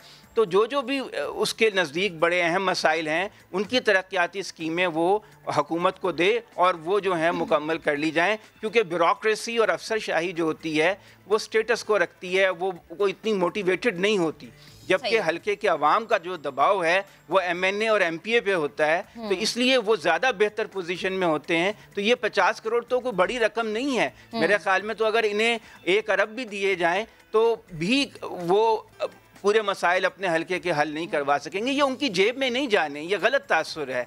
असल में तो उनको उस मालियत की तरक्याती स्कीमें हुकूमत को जमा करानी। ठीक है बसरा साहब, मैं सिर्फ एक और चीज़ आपसे जानना चाह रही हूँ कि हमने देखा कि वज़ीर आज़म की मुलाकात भी हुई और इसके साथ साथ काफ लीग के कुछ तहफ़्फ़ुज़ात भी दूर किए। ये जो मुलाकात काफ लीग से की है वज़ीर आज़म ने, एक बड़ा ही वफ़द था, जिसके बाद कामिल अली आगा का नाम सामने आया। तो हम ये सोचें या ये इस चीज़ का अंदाज़ा लगाएं कि काफ लीग और वज़ीर आज़म के दरमियान कुछ जो इख्तलाफात थे, जिनकी हवाएं, जिनकी खबरें बहुत ज़्यादा सुनने को मिल रही थी, वो अब ख़त्म हो गई हैं। ऐसा कुछ नहीं होगा, सेनेट के इलेक्शन में एक जगह पे, एक पेज पे हमें सब नज़र आएंगे। इंशाल्लाह ताला आप देखेंगे कि सेनेट के इलेक्शन के अंदर पाकिस्तान तहरीक इंसाफ यानी कि हमारी हुकूमत और हमारे इत्तेहादी हम भरपूर इज्तिमाई जो फ़हम और दानिश है सियासी, उसका भरपूर मुजाहरा करते हुए आपको नज़र आएंगे। मैं सिर्फ ज़रा क्विकली अभी जो आदिल भाई ने बात की, देखिए ये बड़ा क्लियर करना ज़रूरी है कि जब हम तरक्याती कामों की बात करते हैं और MNAs अपने हल्कों से जीत के आए होते हैं तो हम वहाँ के तरक्याती मसाइल की बात करते हैं और उसके लिए फ़ंड जारी करने की बात करते हैं। लेकिन ये जो अपोजिशन है आज, जिसका काम सिर्फ झूठ बोलना और यू टर्न लेना है, आप देखिए चार्टर ऑफ डेमोक्रेसी के अंदर इन्होंने लिखा है, शीट 23 है, वो बड़ा क्लियरली उसके अंदर इन दोनों ने लिखा, पीपल्स पार्टी और नून ने, कि हॉर्स ट्रेडिंग को रोकने के लिए शो ऑफ हैंड्स के जरिए सेनेट का इंतखाब करवाए जाएंगे ताकि कोई हमारा आदमी इधर से उधर वोट ना बेच सके। आज जब हम कह रहे हैं कि आइए हम शो ऑफ हैंड के पाकिस्तान के अंदर एक दफ़ा इस लानत को ख़त्म कर दें कि कभी डाउट ही पैदा ना हो, अब ये सियासी जमातें जो हैं अब उससे भाग गई हैं। देखिए मसला ये है कि हम तो मुलाकातें प्राइम मिनिस्टर से तो कर रहे हैं, लोग MNAs उनका इस्तेहकाक है, वो अपने वज़ीर आज़म से, हाउस के वो लीडर हैं, उससे मुलाकात करें और अपने हल्के के मसाइल के हल की बात करें। लेकिन एक चीज़ बड़ी वाजिया है, हमने हॉर्स ट्रेडिंग के कल्चर को फरोग नहीं दिया इस पार्टी के अंदर। ये वो पार्टी है जिसकी सरबराही इमरान खान करते हैं, इसकी वो सियासी तरबियत है। शोएब, मैं आपके सामने ये रखना चाहता हूं कि जब हमारे लोगों ने फ्लोर क्रॉस किया सेनेट के इलेक्शन के अंदर, अपने वोट बेचे एलिजिडली, और हमें पता चला पिछले टेन्योर के अंदर हमने मखलूत हुकूमत थोड़ी बर्तरी होने के बावजूद 20 लोगों को निकाल बाहर किया। ये है इमरान खान, और उन निकाले गए जो 20 बिकने वाले घोड़े थे वो चले गए पीपल्स पार्टी और नून लीग के अंदर। देखिए मसला ये है कि हमें बड़ी इस मुल्क को आगे लेके चलना है, तो हमें इस ऐवान के तकद्दुस की बहाली के लिए जंग करनी है। आज जब हम कह रहे हैं वज़ीर, बिल्कुल ठीक उस्मान साहब, देखिए आज एक बात और, ये आपको पॉइंट आया सर, एक बात और मुझे बता दें सर, जो पार्लिमानी बोर्ड तश्कील दिया गया सेनेट इंतखाबात 2021 के लिए, सर उसमें 2 सवाल है मेरे। एक, बलूचिस्तान से कोई मेंबर नहीं लिया, और दूसरी बात, और लाइटर नोट पूछ रहा हूँ, इमरान खान साहब ने जब साइन किए तो लगता है उन्होंने खुद ही ऊपर 2 नाम ऐड किए, आमिर कियानी और शाह महमूद कुरैशी, वो पहले से नाम लिखे नहीं हुए थे। अच्छा देखिए शोएब के एक बात को आप अंडरस्टैंड कीजिए कि वज़ीर आज़म पाकिस्तान जो हैं वो इस मुलम्माकारी से पाक हैं बिल्कुल। एक लिस्ट बनी और उसके अंदर जो नाम मिसिंग थे वो नाम उन्होंने डाल दिए। मेरे ख्याल में ये तो कोई इशू नहीं है। तभी तो मैंने कहा लाइटर नोट पे पूछा है सर आपसे। तो सर लिस्ट क्या मुशावरत से नहीं मैंने भी बनाई आपको इंतहाई लाइटर नोट पे बता दिया कि वो जो नाम हाथ से भी ऐड किए गए हैं वो नोटिफिकेशन का हिस्सा हैं, क्योंकि वो क्लैरिकल मिस्टेक होती है, कोई लिस्ट जाती है वो नहीं लिख पाते और प्राइम मिनिस्टर जब वो साइन करने लगे ला मोहल्ला उन्होंने देखा ये नाम मिसिंग है तो उन्होंने उसके अंदर नाम ऐड कर दिया अपने हाथ से। पाकिस्तान तहरीक इंसाफ की हुकूमत ऐसी जो मिस्टेक्स ना बड़ी करती है। ये एक और चीज बता दें, अगर ये दें कि एहसन इकबाल साहब ने कल एक निजी प्रोग्राम में ये बोला था कि हमारे लिए सेनेट के इंतखाबात बड़े अहम है, लेकिन 4 फरवरी के बाद हम ये सोचेंगे कि हमने लॉन्ग मार्च करना है या फिर हमने इस तरफ आना है। अगर तो वो सेनेट के इंतखाबात में हिस्सा नहीं लेते फिर क्या है?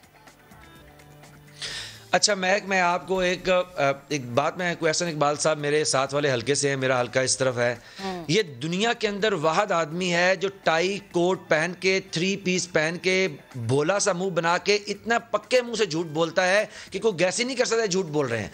अब देखिए कि कल तक यही मौसूफ कह रहे थे कि हम इस्तीफे इनके मुंह पे मारेंगे, पार्लियामान चलेगी नहीं, ये इलेक्टोरल कॉलेज तोड़ देंगे, हुकूमत घर चली जाएगी, हम इलेक्शन में नहीं जा सकते।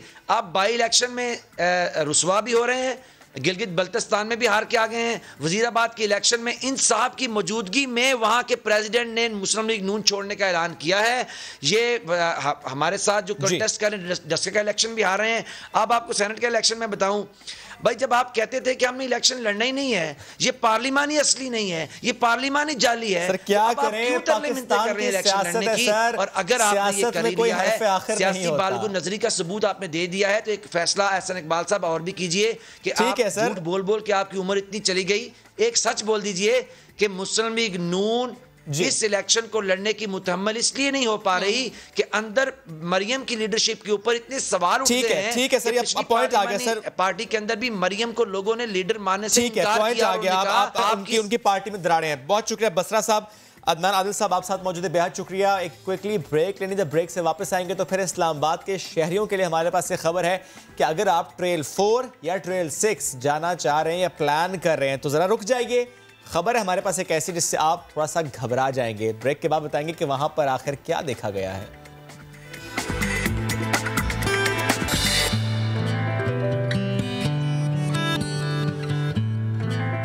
Welcome back. अदालती कार्रवाई से मुतालिक आपको बताएंगे सिंध हाई कोर्ट में लापता अफराद से मुतालिक केसेस की समाअत हुई है और नाकिस तफ्तीश पर IG सिंध मुश्ताक महर को तलब कर लिया गया है। वफाकी सेक्रेटरी दाखिला को भी जाती हैसियत में पेश होने का हुक्म दिया गया है।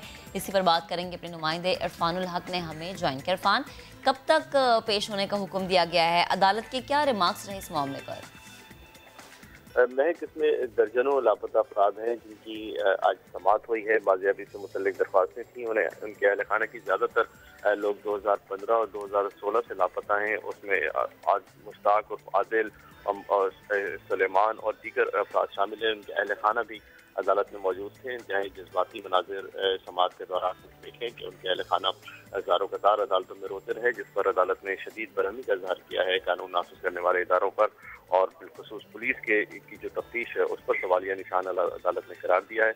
अदालत ने सेक्रेटरी दाखिला को तंबीह की है कि जो सरकारी वकला हैं उनको कहा है कि सेक्रेटरी दाखिला को हिदायत करें कि आइंदा समाअत पर खुद पेश हों, और ये भी बता दें कि अगर आइंदा समाअत पर वो नहीं आए तो उनको हम यहाँ सेंट्रल जेल में डाल देंगे। इस तरह अदालत ने पुलिस की तफ्तीश पर सवालिया निशान उठाया है और IG सिंध को हुक्म दिया है कि वो आइंदा समाअत पर खुद पेश होकर वजाहत करें कि पुलिस इस हवाले से क्या कर रही है। 22 फरवरी तक अदालत ने समाअत मुलतवी की है और वफाकी और सूबाई हुकूमतों को हिदायत की है कि लापता अफराद की बाजियाबी से मुतल्लिक ठोस इक़दाम करके पेशरफ्त रिपोर्ट पेश करें। ठीक है इरफान, आपका शुक्रिया। अब सेगमेंट हाजिर है अनदेखा पाकिस्तान।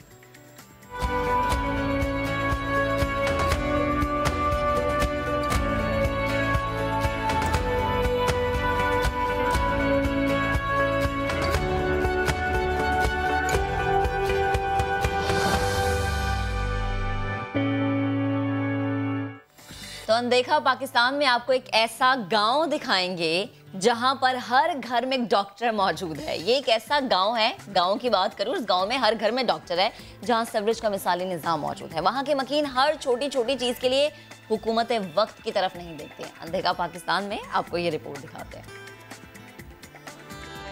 कोई बैलगाड़ी नहीं, कच्चा मकान नहीं, हुक्का कोई नहीं पीता। क्या ये एक गांव है? ढोक रख, पाकिस्तान का पहला मॉडल विलेज, जिसे लोगों ने जंगल से जदीद इलाका बना दिया।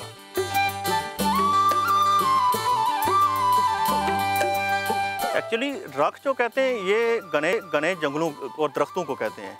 जहाँ तक मैंने अपने बुजुर्गों से सुना था, उन्होंने ये कहते हैं कि जब यहाँ पहला घर अब बना तो इसके चारों तरफ दरख्त इतने ज़्यादा थे कि ऊपर से नीचे से ज़मीन पे ना सूरज की रोशनी नहीं पड़ती थी। अब जो जो आबादी बढ़ती गई, दरख्त कम होते गए हैं, लेकिन अभी भी आप ये मेरे पीछे देखें, दरख्तों का अच्छा खासा सिलसिला मौजूद है।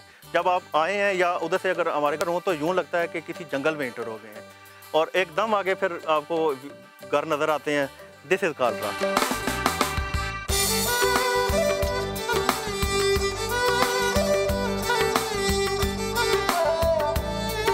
ढोक रख किसी शहरी इलाके से कम नहीं। हर घर की दीवार पर खूबसूरत फन पारे, जिस पर पुराने गांव की मंजर कशी की गई।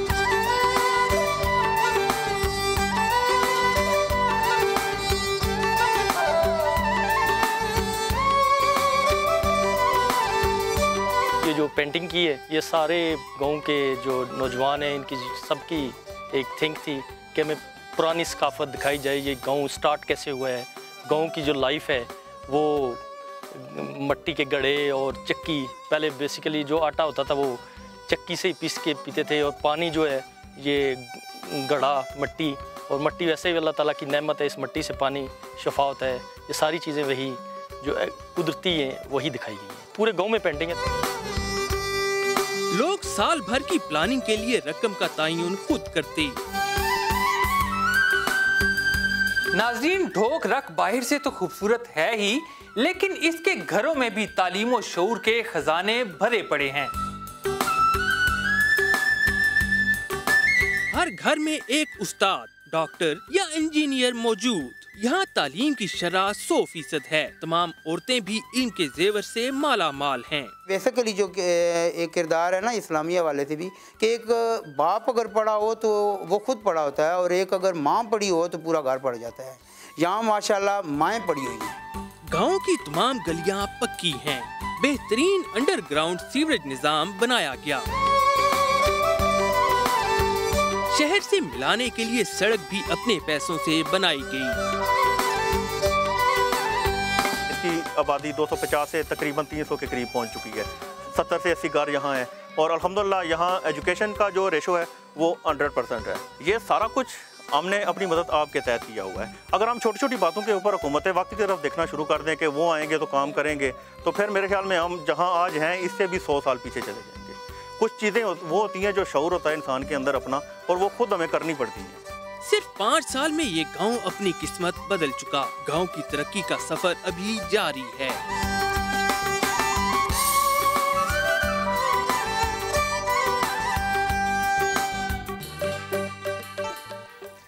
ऐसे सब लोगों को ना, शहर वालों को भी इनसे सीखना चाहिए, क्योंकि शहरों के जो हाल होते हैं वो भी हम दिखाते रहते हैं। आगे बढ़ते हैं, सनती शहर की बात कर लेते हैं। सर्दियां रुखसत हो रही हैं और फैसलाबादी जो हैं वो आखिरी लम्हात में कौन सा त्यौहार मना रहे हैं, अब्दुल अहद से जान लेते हैं।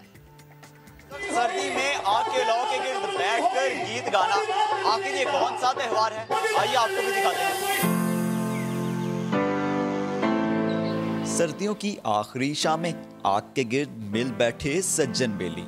लोक गीतों ने जवानों का मन गरमाया तो गुलूकार का पांव भी रुक ना पाया।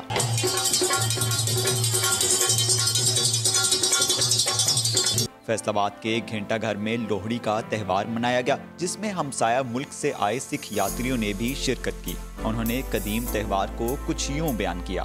सुंदर मुंदरिए दुल्ला पट्टी वाला, दुल्ले ने सी ब्याई, शेर शक्कर पाई, कुड़ी दा सालू पाटा, चाचा किदा नवेड़े, दैट्स ऑल मुझे आता है। सो ये बेसिकली दुल्ला भट्टी को याद करके उसने कैसे लड़कियों की इज्जत को बचाया था, उस चीज को सेलिब्रेट करने के लिए लोहड़ी का फेस्टिवल है जो मनाया जाता है। तो मुझे एक बड़ा अच्छा मौका लगा, सुनहरा टाइम मिला कि मैं क्यों ना उस धरती पे जाके वो लोहड़ी का त्यौहार देखूं जहाँ पे कभी मेरे बुजुर्ग आज से 72-73 साल पहले लोहड़ी जो है वो मनाया करते हैं।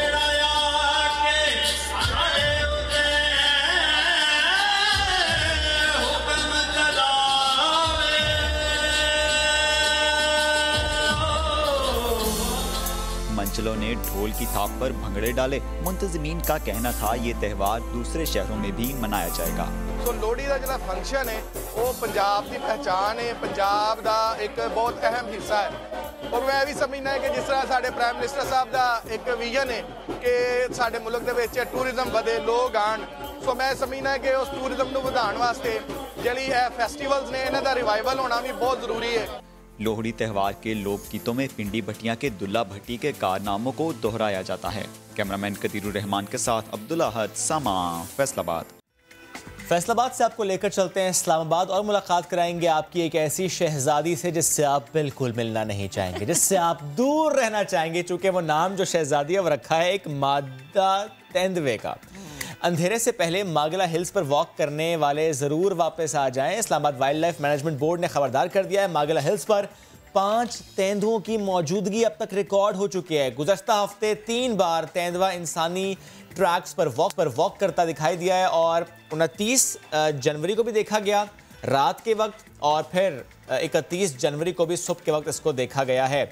Islamabad wild life management board के जो कैमरे हैं इन्होंने नायाब नस्ल की ये मादा तेंदुए की तस्वीर जो महफूज की हैं। इसका नाम है जनाब शहजादी। शहजादी की तरह आती है, वॉक शॉक करती है, कहती है हेलो फ्रेंड्स, वापस चली जाती है। तो ट्रेल 4 और ट्रेल 6 यहाँ के ये मनाजिर आपको याद होगा चंद महीने पहले जो दामनेको का रास्ता है वहाँ पर भी देखा गया था। तो ये बड़ा कॉमन है उस जगह पर, मागला हिल्स पर। 2019 से लेकर अब तक अगर हम देखें तो 5 मुख्तलिफ तेंदुओं को देखा गया है। Chairman Islamabad wild life management board Rana Saeed Khan ने कहा है कि ट्रेल 4 का जो गेट है वो मगरब के वक्त बंद कर दिया जाएगा और ट्रेल 6 क्योंकि वहाँ पर गेट मौजूद नहीं है तो कह रहे हैं कि वहाँ पर अब गेट लगाया जाएगा। ज़्यादा रश वैसे ट्रेल 6 पर होता है, हर किसी की कोशिश और ख्वाहिश होती है ट्रेल 6 पर जाना, क्योंकि मैं भी जब जाता हूँ इस्लामाबाद तो प्रायोरिटी होती है ट्रेल 6 पर जाना। लेकिन अब अगर मैं जाऊँगा तो ज़रा सोच समझ के जाऊँगा कहीं शहजादी सामने से आके टकरा ना जाए। और अगर जैसे कि गेट ही लगा रहे हैं, गेट अगर खलांग के आ गए आप मेरा तरह ना निकालें, आप बैठे बैठे खामखा देखें। नहीं, आपको हर तरह के उसके लिए तैयार रहना चाहिए। वैसे सेफ साइड है कि आपको जाना ही नहीं चाहिए रात नहीं, रात में नहीं जाना चाहिए। रात में आप ना जाएं, दिन की रोशनी में आप निकले, एंजॉय करें, मगरिब से पहले आप अपने घर वापस। वो अंधेरे में 12 शहजादी साहिबा जो निकलती हैं, शहजादी भी निकलते हैं, बहुत सारे शहजादे भी निकलते हैं, 5 जो निकल है तो आप ये देखिए शहजादी पूरी फैमिली है ना उनकी, प्रिंस फैमिली है, निकलते हैं। तो आप जरूर निकलें, लेकिन दिन के औकात में अकेले जाने से गुरेज करें, क्योंकि ऐसे कई और वाकयात रिपोर्ट में अकेला या 2-3 लोग जो गए वो खो गए। वो जो रास्तों से आप भटक जाते हैं वो खो जाते हैं, फिर बाकायदा रेस्क्यू किया जाता है उनको, क्योंकि ज़ाहिर है वो ऐसी पगडंडियाँ छोटी-छोटी कि आप जब निकल जाएं आपको मालूम नहीं होता कि आपने वापस कैसे आना। तो जो एक ट्रैक है उसे फॉलो करें, आसपास जाने से गुरेज करें। चलिए जी बढ़ते हैं आगे बढ़ते हैं। और जनाब हम सब परेशान हो जाते हैं कि वेट इतना बढ़ रहा है, क्या करें, ये करें, वो करें, फलाना कहवा पिए, ये कहवा पिए। लेकिन वज़ीर आज़म इमरान खान, मेरे हैंडसम वज़ीर आज़म ने ये भी मुश्किल हल कर दिया है। इतनी सारी मसरूफियात और जनाब फिटनेस का ध्यान कैसे रखते हैं। जब कल वज़ीर आज़म से ये सवाल हुआ तो वज़ीर आज़म ने अपना वज़न बढ़ने का शिकवा कर दिया। उन्होंने कहा कि जी 8-9 घंटे मुझे कुर्सी पर बैठना पड़ता है, वज़न 200 पाउंड तक बढ़ चुका है। डाइट कैसी होनी चाहिए, वज़ीर आज़म ने टिप्स भी दे दिए हैं। वैसे तो खिलाड़ियों को भी बहुत ज़्यादा टिप्स देते हैं। अब उन्होंने डंडा के पुत्र चल ना शावा स्कूल पहुंच, बच्चा रो रहा था कि जाना नहीं है, अब्बा ने कहा बेटा पहुंचा के रहूंगा स्कूल। तो जरा वीडियो देखिए पहले। ये कहना स्कूल नहीं जाना, स्कूल नहीं जाना, कहना ये कहना जाना नहीं, कहना स्कूल नहीं जाऊँ।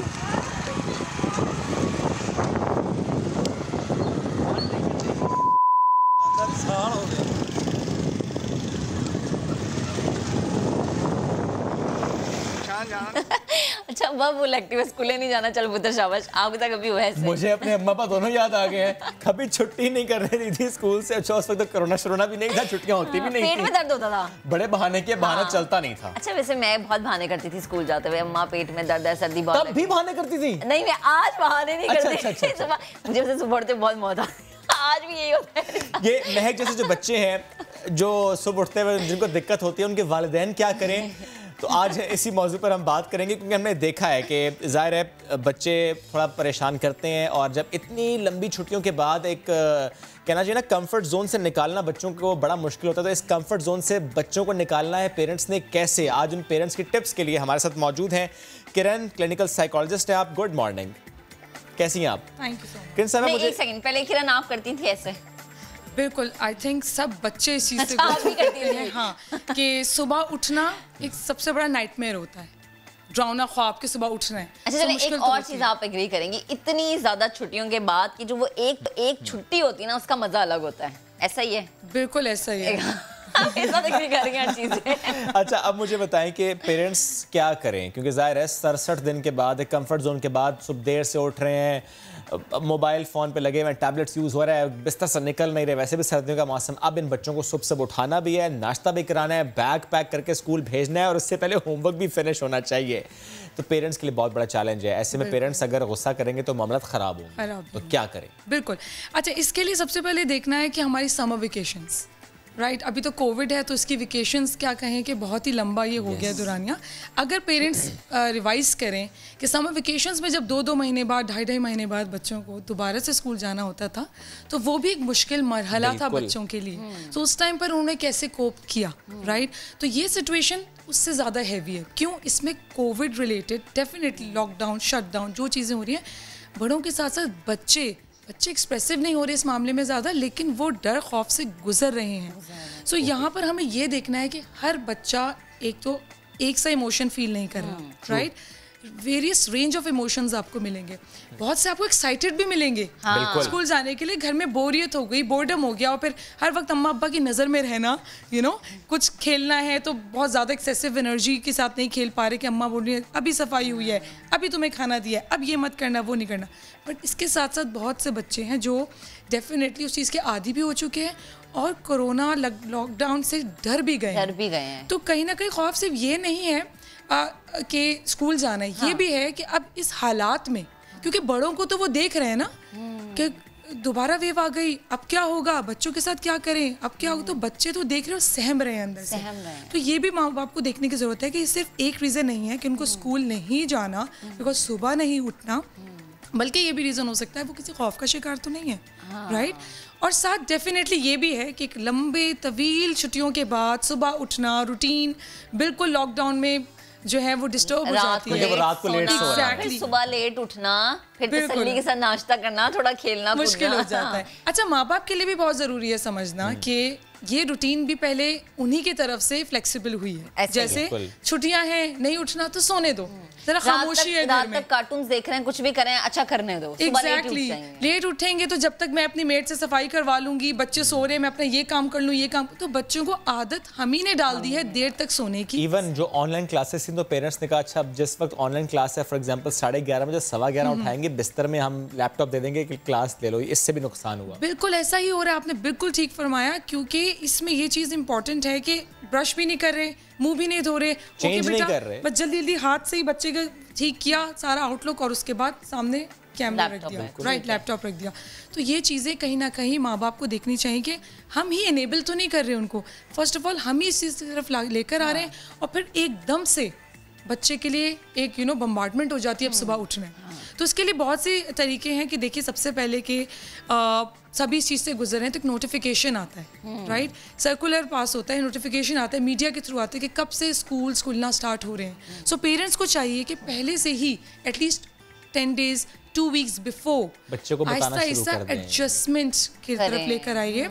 सुबह 11 बजे उठते थे तो आहिस्ता आहिस्ता बच्चों को अब 9 साढ़े 9 बजे उठाने की कोशिश करें। सो एकदम से भी नहीं कि 7 बजे उठा दें, 6 बजे उठा दें, 7:30। हमने यही है वैसे, एग्जैक्ट, अब यही तो बात है, मैंने किया यही है, बिकॉज हम अब I am being a mother frustrate हो गई और एकदम से प्रेशर आके तो बच्चे पे प्रेशर डाल दिया, सो मुझे काम डाउन रहना है सबसे पहले, I have to be relax, being a parent I have to be relax, then I could promote relaxation बच्चे में भी, राइट। सो पहले तो टाइमिंग्स को आहिस्ता आहिस्ता आप मैनेज करें, और वो भी इस तरीके से कि सुबह तो जल्दी उठाना है पर रात को जल्दी सुलाना भी है, राइट। तो स्क्रीन टाइमिंग्स वही आपने जो पहले बताया था, रात को देर तक बच्चे स्क्रीन टाइम कर रहे हैं, राइट। सो उनको आहिस्ता आहिस्ता इसकी तरफ भी लेकर आइए कि टाइम को मैनेज करें, डिसिप्लिन करें, और फिर आहिस्ता आहिस्ता उनको आदत डालें। और कॉन्वर्जेशन बहुत ज़रूरी है, बातचीत करें, राइट उनको पहले से बताइए कि अब ये चीज़ें हम जिस चीज़ से गुजर रहे हैं आहिस्ता आहिस्ता हम निकल रहे हैं पॉजिटिवली। तो कोरोना वायरस, इसका खौफ, उसका हरास, और इस चीज़ के हिसाब से उनको बैठ के बताइए, एजुकेट कीजिए कि we have to live with it until unless ये जा रहा है या ख़त्म होएगा या नहीं होगा। बहुत से सवाल करते हैं कोरोना वायरस, क्योंकि ज़ाहिर है जब आप टीवी देख रहे हो, बच्चे भी टीवी देखें तो वो सवाल करते हैं। फॉर एग्जांपल मेरी बेटी, वो जब भी मैं बाहर से मुतालिक उससे कहूँगी बाहर नहीं जाना या मास्क पहनो, बाबा कोरोना वायरस है। तो वो एक जो उसके जहन में, now she is just 4 years old, but उसके माइंड में है कि अच्छा बाबा जब मुझे कह रहे हैं कि नहीं जाना बाहर, ये नहीं करना या हैंड वॉश करो, तो फ़ौरन से जो सेंटेंस है वो ये है कि कोरोना वायरस है। दैट मीन्स कि वो एक्सप्रेस उस तरीके से करनी, बट उसके अंदर एक डर खौफ है कोरोना वायरस का। एग्जैक्टली, बिल्कुल बिल्कुल आपने ठीक कहा। और कहीं ना कहीं माँ बाप कहते हैं नहीं नहीं कुछ नहीं है, ठीक है बस ये करो वो करो और हो गया। उनसे बैठ के तसल्ली से बात करें। हमारा सबसे बड़ा अलमिया का है, हम समझते हैं कि बातचीत सिर्फ बड़ों से ही होती है। बेटा बड़े बात करें ना, आप लोग जरा साइड पे हो जाएं, खामोश करा देते हैं, खामोश करा देते हैं। बच्चे ने कहा मुझे बात करनी है, बेटा रुको मैं अपना काम कर लूँ। बच्चों के साथ भी बातचीत एक मैच्योर बातचीत हो सकती है अगर पेरेंट्स इस चीज़ को प्रैक्टिस करें, राइट। लेकिन हम बड़े हैं तो हम छोटे को कुछ समझते नहीं, तो हम समझते हैं उनके फीलिंग्स नहीं है, उनके इमोशंस नहीं है, वो डर नहीं रहे या वो कुछ सोच नहीं रहे। So we need to talk to them, हमें उनसे बात करनी है, और इन हालात में ज़्यादा करनी है। इन हालात में तो ज़्यादा करनी है, उनको भी सुनना है, बात करनी है, उनको सुने सुने सुने, क्योंकि फीलिंग कि मुझे सुना गया है आधे मसलों का हल होता है। यही मैं कहने लगी थी कि बहुत ज़्यादा बच्चे तो इसलिए डिप्रेशन में चले जाते हैं कि भाई घर में कोई सुनता नहीं उनकी। एग्जैक्टली, कि ना अम्मा सुनती, ना अब्बा सुनती, ना दादा दादी, कोई भी नहीं सुन रहा होता।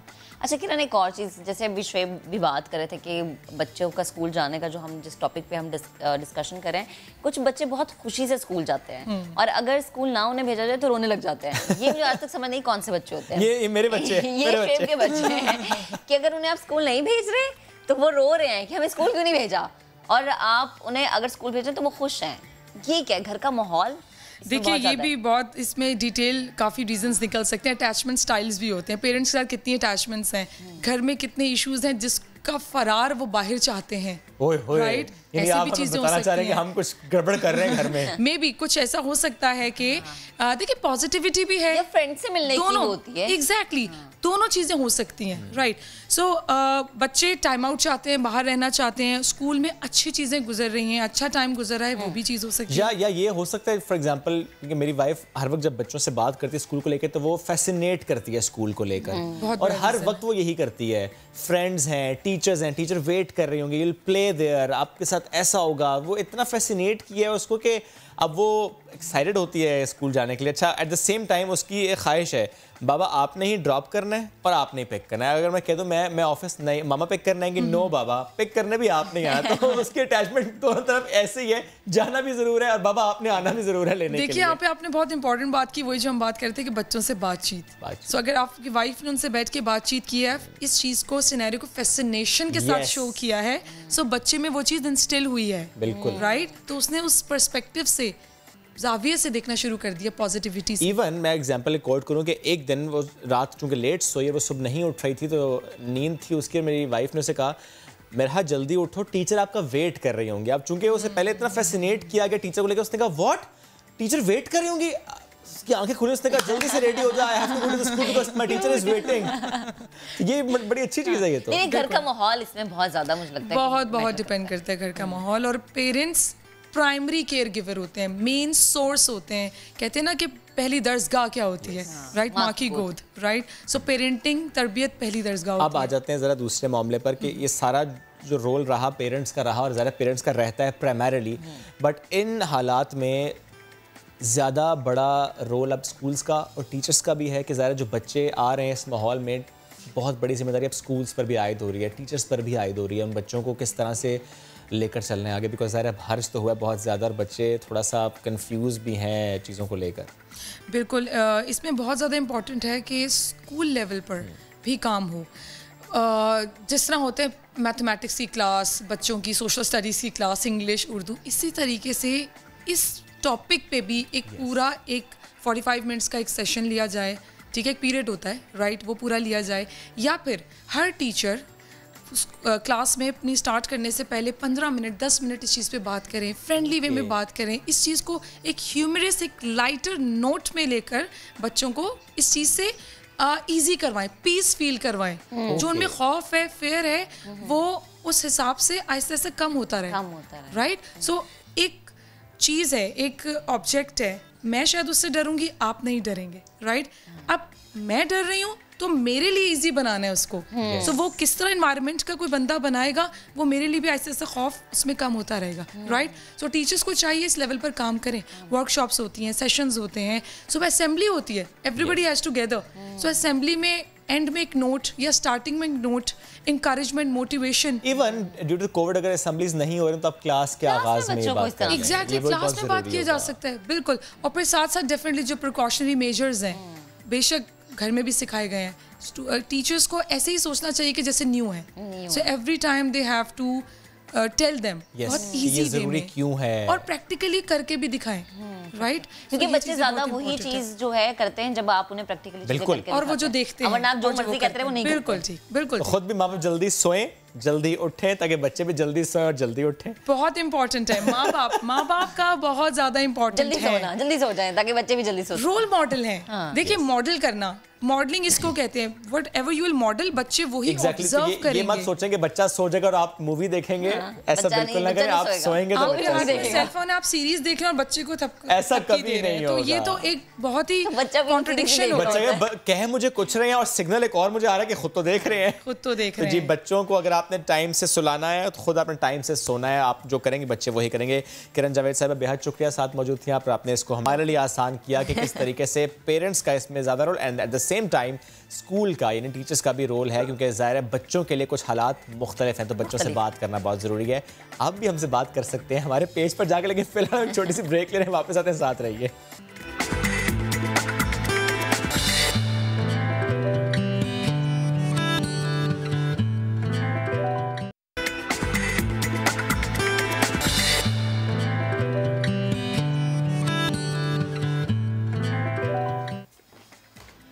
Welcome back. आपको बताएं कि बच्चों को जिनसी दरिंदों से कैसे बचाएं, ये एक अहम सवाल है और इस सवाल पर अब काम हो रहा है। ग्रुप डेवलपमेंट पाकिस्तान की तरफ से आगाही के लिए बेगुनाह के नाम से वेब सीरीज शुरू की गई है। अदाकार सरमद खुर्सद कहते हैं अहम मसले पर काबू पाने के लिए भरपूर आवाज बुलंद करने की जरूरत है।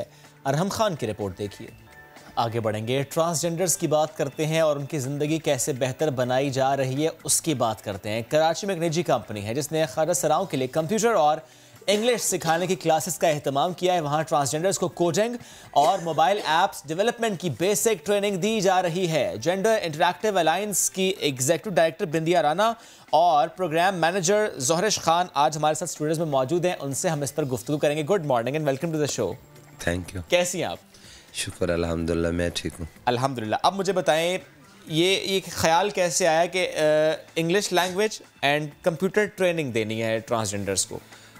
देखिए, बात ये है कि माशरे में और ज़िंदगी में तालीम और सेहत बहुत ज़रूरी है। बेशक। और ये हर इंसान का हक है। अगर आपकी सेहत अच्छी होगी तो आप माशरे में रोल अदा कर सकते हैं। मुल्क और कौम के लिए आप कुछ कर सकते हैं। अपने इर्द गिर्द के लोगों के लिए, फैमिली मेम्बर के साथ कुछ कर सकते हैं। अगर तालीम आपके पास होगी तो आप उड़ान भर सकते हैं। तो हमने ये सोचा कि जहां हमारी ख्वाजा सरा जो है पिसी कम्युनिटी है, बिल्कुल ही उनके पास रास्ता ही नहीं है ना उनके पास तालीम के लिए कोई, मतलब उनके पास कोई नेमो बदल हो, कोई जॉब हो। ज़ाहिर है अगर कोई भी अगर औरत है या मर्द, अगर कोई भी अगर उनको इंग्लिश लैंग्वेज कोर्स करना चाहे, कंप्यूटर कोर्स करना चाहे, कोई स्किल सीखना चाहे, तो उनके लिए ऑलरेडी बहन भाइयों की सपोर्ट होती है कि चलो भी आप चले जाओ। हाँ। ख्वाजा सरा कम्युनिटी वाहिद ऐसी है जो जैसे होश संभालने के बाद ही घर से ही उनको निकाल दिया जाता है कि उसके भाइयों की तरफ से, उसके पापा की तरफ से बड़ा अंडर प्रेशर किया जाता है कि हमें ख़ानदान वाले कह रहे हैं कि आपके घर में देखिए, अभी तो हम तरक्की कर गए ना। अभी तो हम लोगों ने एक कानून साजी का बिल भी वफाक में करवा लिया। ऑलरेडी हम लोगों ने अब हम लोग अपने इदारे चला रहे हैं, जैसे जेंडर हम लोग HIV पे काम करें। हम लोगों ने डोनर को इस बात पे आमादा कर दिया कि जो कम्युनिटी बेस्ड CBO जो प्रोजेक्ट होंगे वही कम्युनिटी ही करेगी, दूसरा इदारा हमारा काम नहीं करेगा। यहाँ तक भी हम लोगों ने बात की। फिर हम लोग जब, अगर मैं UK की बात करूँ, थाईलैंड की बात करूँ, नेपाल की बात करूँ, जब मैं वहाँ पे गई तो वहाँ पे मैंने देखा कि थाई एयरलाइन में खुद ख्वाजा सरा मतलब TG सुन के हैं। और यहाँ पे ऐसी क्या बात है कि आप प्यून रखने के लिए भी ख्वाजा सरा को तैयार नहीं होते। अब ख्वाजा सरा के पास रास्ता क्या रह जाता है, घर से 12, 13, 14 साल की उम्र में निकले, जब एक गुरु खुद बेकिंग कर रहे हैं, खुद एक डांसिंग कर रहे हैं, तो वो बेचारा वही करेगा ना भूखे पेट में। उसके लिए रास्ते तो बंद कर दिए ना, तो रास्ते बंद। अब देखे ना, अब 2009 में जो सुप्रीम कोर्ट का काम आता, free education, free health, 2% quota, home department को गया, तो 76 ख्वाजा सरा KPK में कत्ल होते हैं गाजर मूली की तरह। और पिछले दिनों जब पूरे पाकिस्तान से एक हम लोगों ने मुजाहरा किया था, एक गोली बंदे को मारने के लिए काफ़ी होती है, चुनाचे उन लोगों ने 6 फायर मारे, 2 गोली लगने के बाद उसी टाइम TG मर गई थी। आपने 4 गोली लाश को मारी, ये एक सवालिया निशान है। तो हम लोग जो अभी ये तालीम का सिलसिला हम लोग जोड़ रहे हैं, और अपनी मदद आप जो हमारे दफ्तर के लोग हैं टीम के, हम लोग अपनी सैलरियों में से वो कुछ करके, उनकी बहुत कम फीस है, मतलब 1500 महाना, चलो उसमें हमारे ख्वाजा सरा जो, हाँ एक मतलब एक मंथ की, तो चलो वो हम लोगों ने 10-12 लोगों की एक टीम बना ली। ये 10-12 लोग जब सीख जाएंगे, ये फिर सिखाएंगे, ये 10-12 लोगों को और सिखाएंगे, तो एक चेन चल पड़ेगी। एक दिए से दूसरा दिया जल नुस्खा दिया जाता है। तो बात वहीं पे आ जाती है कि हम लोग दावे तो बड़े बड़े करते हैं, ऐलाना तो बड़े बड़े करते हैं, मगर देखिए अमली तौर पर देखिए ना, वज़ीर आला सिंध से हम मतलब मेरी मुलाकात हुई, उनके मतलब कौमी असम्बली के मेंबर, दूसरे तीसरे मुल्क, ऊपर के लोग तो कर देते हैं, मगर नीचे के जो उनके ओहदेदार होते हैं ना, वो करने के लिए तैयार नहीं होते। या फिर हम स्कूल जब कॉलेज की हम लोग बात करते हैं ना, वहाँ पर 2 सब्जेक्ट पढ़ाए जाते हैं, औरत या मर्द। जब वो बच्चा तीसरी जिन्स देखता है तो डिस्टर्ब सा हो जाता है ना, उसको बताया नहीं जाता ना भाई। जहाँ उस्ताद, जहाँ हम लोग 2-2 घंटे की क्लासेस होती हैं, कॉलेजों में होती हैं, हम कॉलेजों में जाते हैं, स्कूल मदरसे में, तो हमें रसाई नहीं होती ना कि हम लोग जाके वहाँ बात कर सके। तो अब जब हम वहाँ जाते हैं, उनको बताते हैं, आज तो अल्हम्दुलिल्लाह चाहे कोई गवर्नमेंट का सेमिनार होता है, इन्वाइट किया जाता है, किसी कॉलेज का कोई भी अगर इवेंट हो तो हमें इन्वाइट किया जाता है।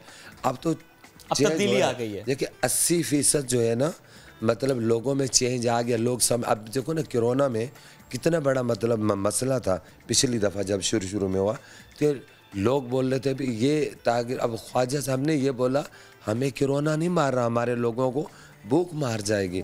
ज़ाहिर सिग्नल बंद है, रोड बंद है, लॉकडाउन लगा हुआ है चारों तरफ से, तो वो उन लोगों के कोले आ गए कि मम्मा मैडम हमें कोरोना मारे नहीं मारे, हमें भूख मार जाएगी। ये मार्जिनलाइज जो कम्युनिटीज़ होती हैं उनके इश्यूज बहुत ज़्यादा होते हैं। मैं ज़ोहर साहब को भी शामिल गुफ्तगू करता हूँ। मुझे प्लीज़ आप बताइएगा, you are the program manager of this organisation, तो इंग्लिश लैंग्वेज और कंप्यूटर के कोर्सेज या for that matter mobile application, तो अगर आप शेयर कर सकें कौन कौन से कोर्सेज हैं, कितनी ड्यूरेशन होगी और क्या है? फर्स्ट ऑफ ऑल मैं ये जी की बात को ही कंटिन्यू करूँगी कि देखिए, we are the organisation and we are here to break the stereotype. Transgenders के साथ जो स्टीरियोटाइप उनके साथ जुड़े हुए हैं, लोगों का एक माइंड सेट है, मगर इसके बावजूद ऐसा नहीं कि ट्रांसजेंडर पढ़े लिखे नहीं है। हमने विद इन अ कम्युनिटी हमने कुछ जो है पढ़े लिखे ख्वाजा सरा जो है वो आइडेंटिफाई किए, मगर उसमें उनमें वो जो कि एजुकेटेड हैं बट वेल स्किल्ड नहीं है।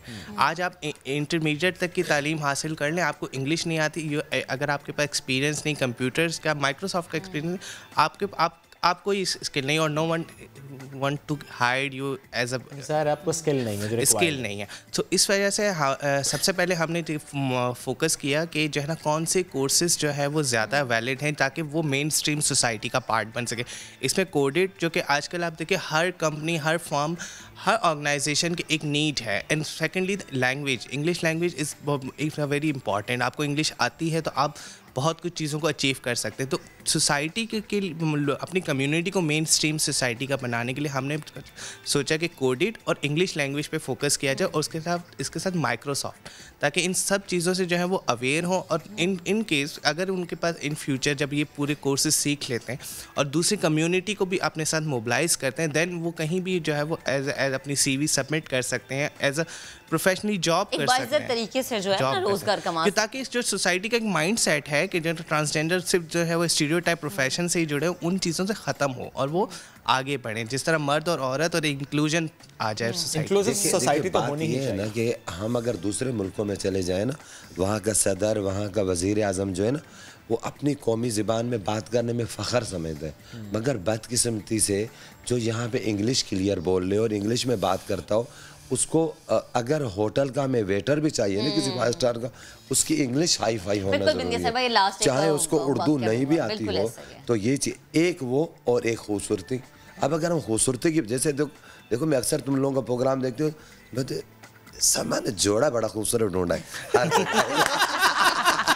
तो अब बात क्या है कि ये, और दूसरी है कि आपको बॉडी लैंग्वेज बहुत कुछ चीज़ें करता है ना, तो ये हम सारा टैलेंट टीजीज़ में लाना चाह रहे हैं ताकि हम उनका फैशन शो करा सकें।